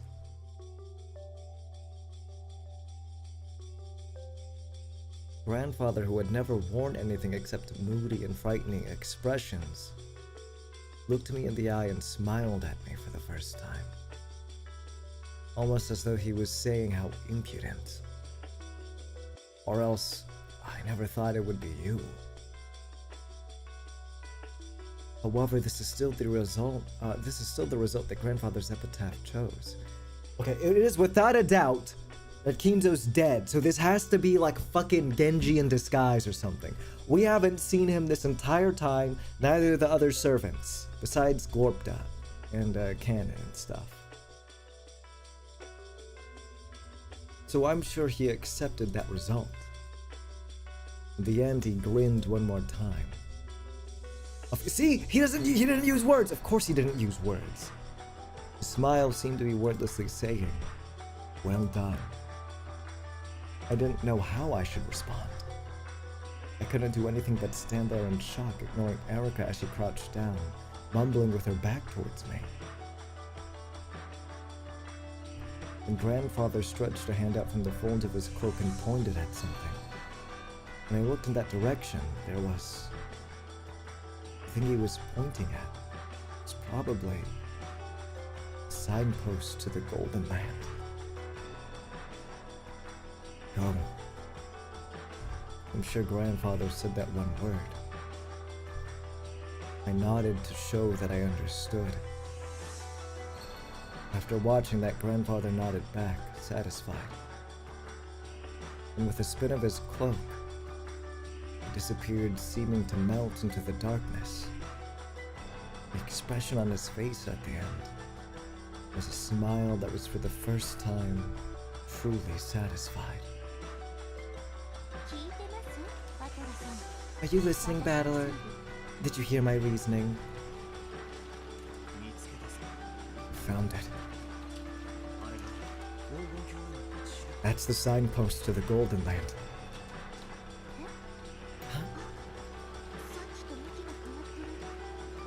It's facing a different direction than it used to. I see. So it means go that way. You've got some pretty good powers of observation. Grandfather told me about it. Kinzo-san? Where is he? I'm going. Let's have a look at what you're showing us. Just what is this Golden Land? Dude, I'm scared. We started to walk. The entrance to the Golden Land was right there.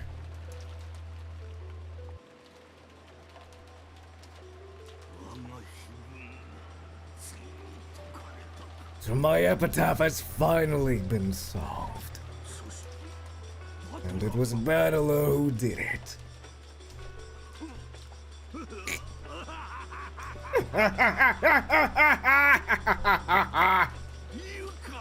Wonderful!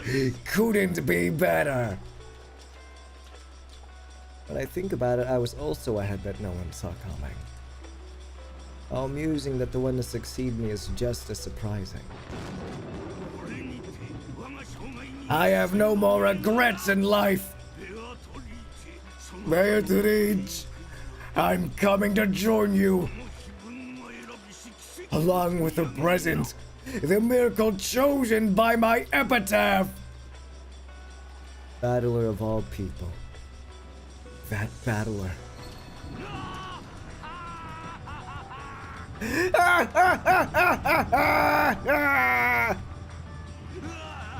He's so funny.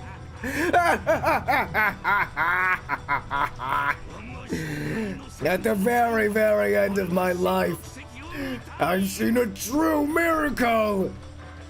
And he just fades into the... Beatrice!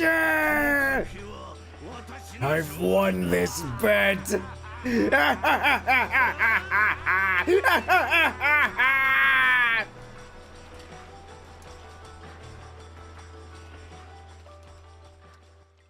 Please don't cut away. Please show us what the fucking Golden Land is. Whoa.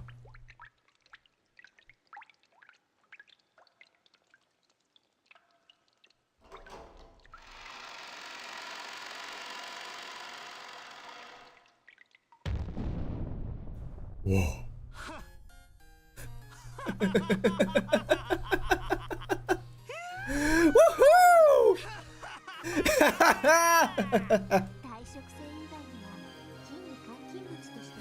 Except for its non-corrosive properties, there's no practical way to turn gold into money.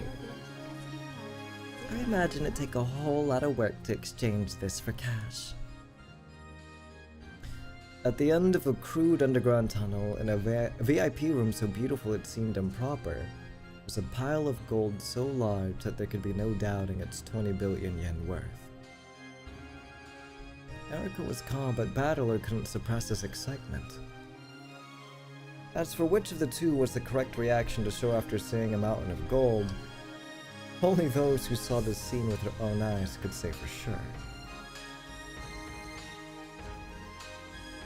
In this day and age, it's said that an average salaryman earns about 200 million yen in wages over his life. And this is 20 billion yen worth of gold. With even 1/100th of this gold mountain, a single human could live their entire life without working. What is labor?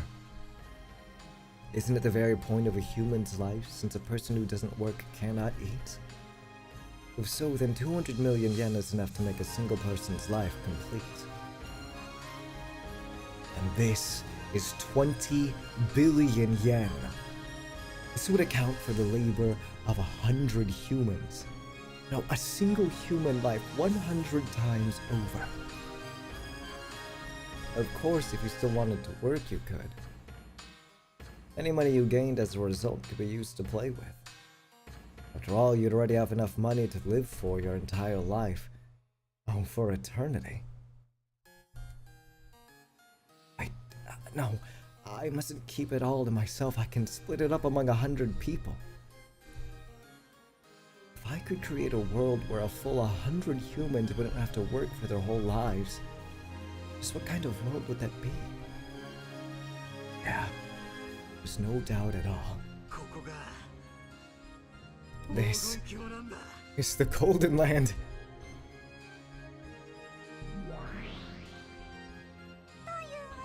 There you go. Burn Battler magnificently discovered the gold. Congrats.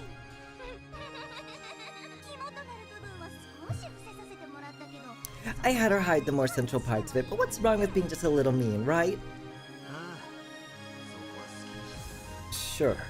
You do that as much as you like. I am not interested in the micro details about what kind of riddle it was or what kind of answer it had. The important thing is that as a result, 10 tons of gold were discovered.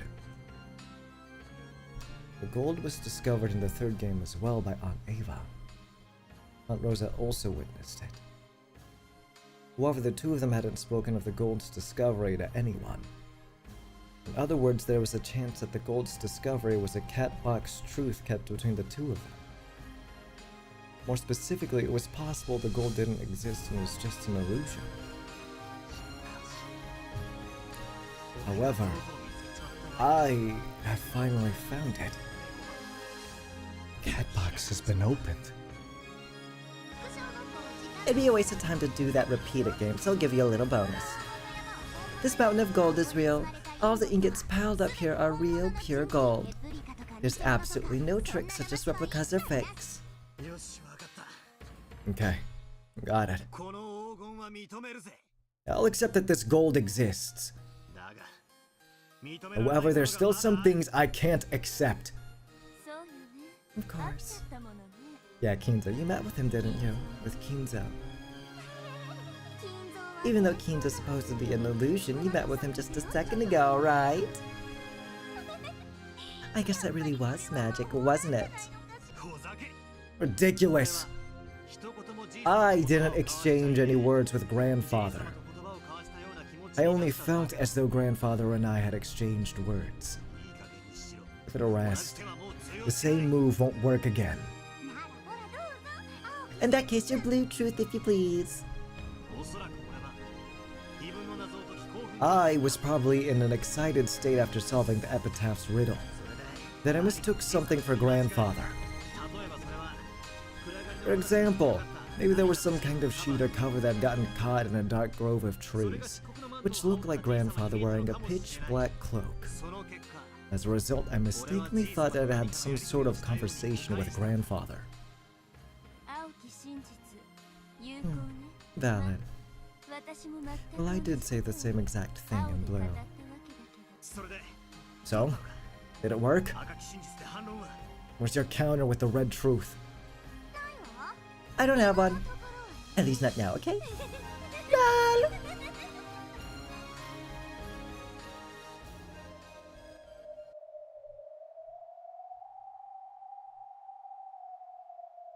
The me who'd let out a strange yell in front of the gold mountain was finally starting to regain his cool.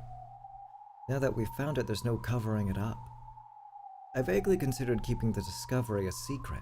However, Erica wanted to prove that her own reasoning was correct by announcing this to everyone. She really is an intellectual, just as she says. The puzzle-solving game is what's important to her, and she doesn't intend to take any responsibility for what happens after the riddle is solved. A riddle is sort of like a lock. Locks exist to be locked, and they're only significant when they're locked. Therefore, it ought to be essential to have some goal in mind when exposing such a thing. However, to this girl, the act of exposing is itself her final goal, and she's no intention of taking responsibility for anything that happens later.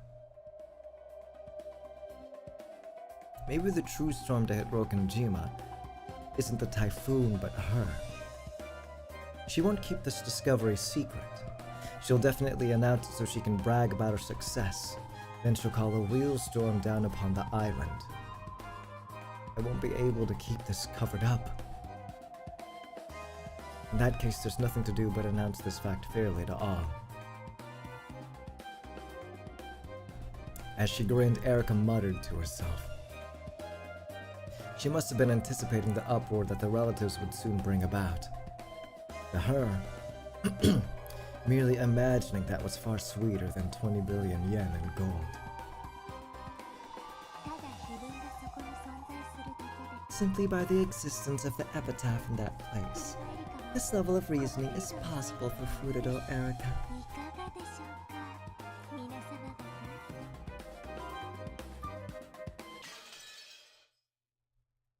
Oh boy.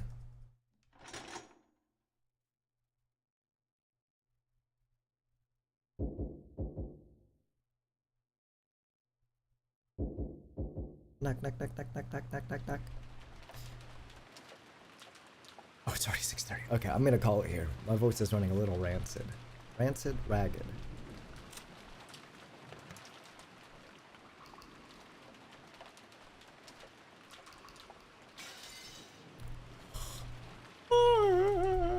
But that was pretty good.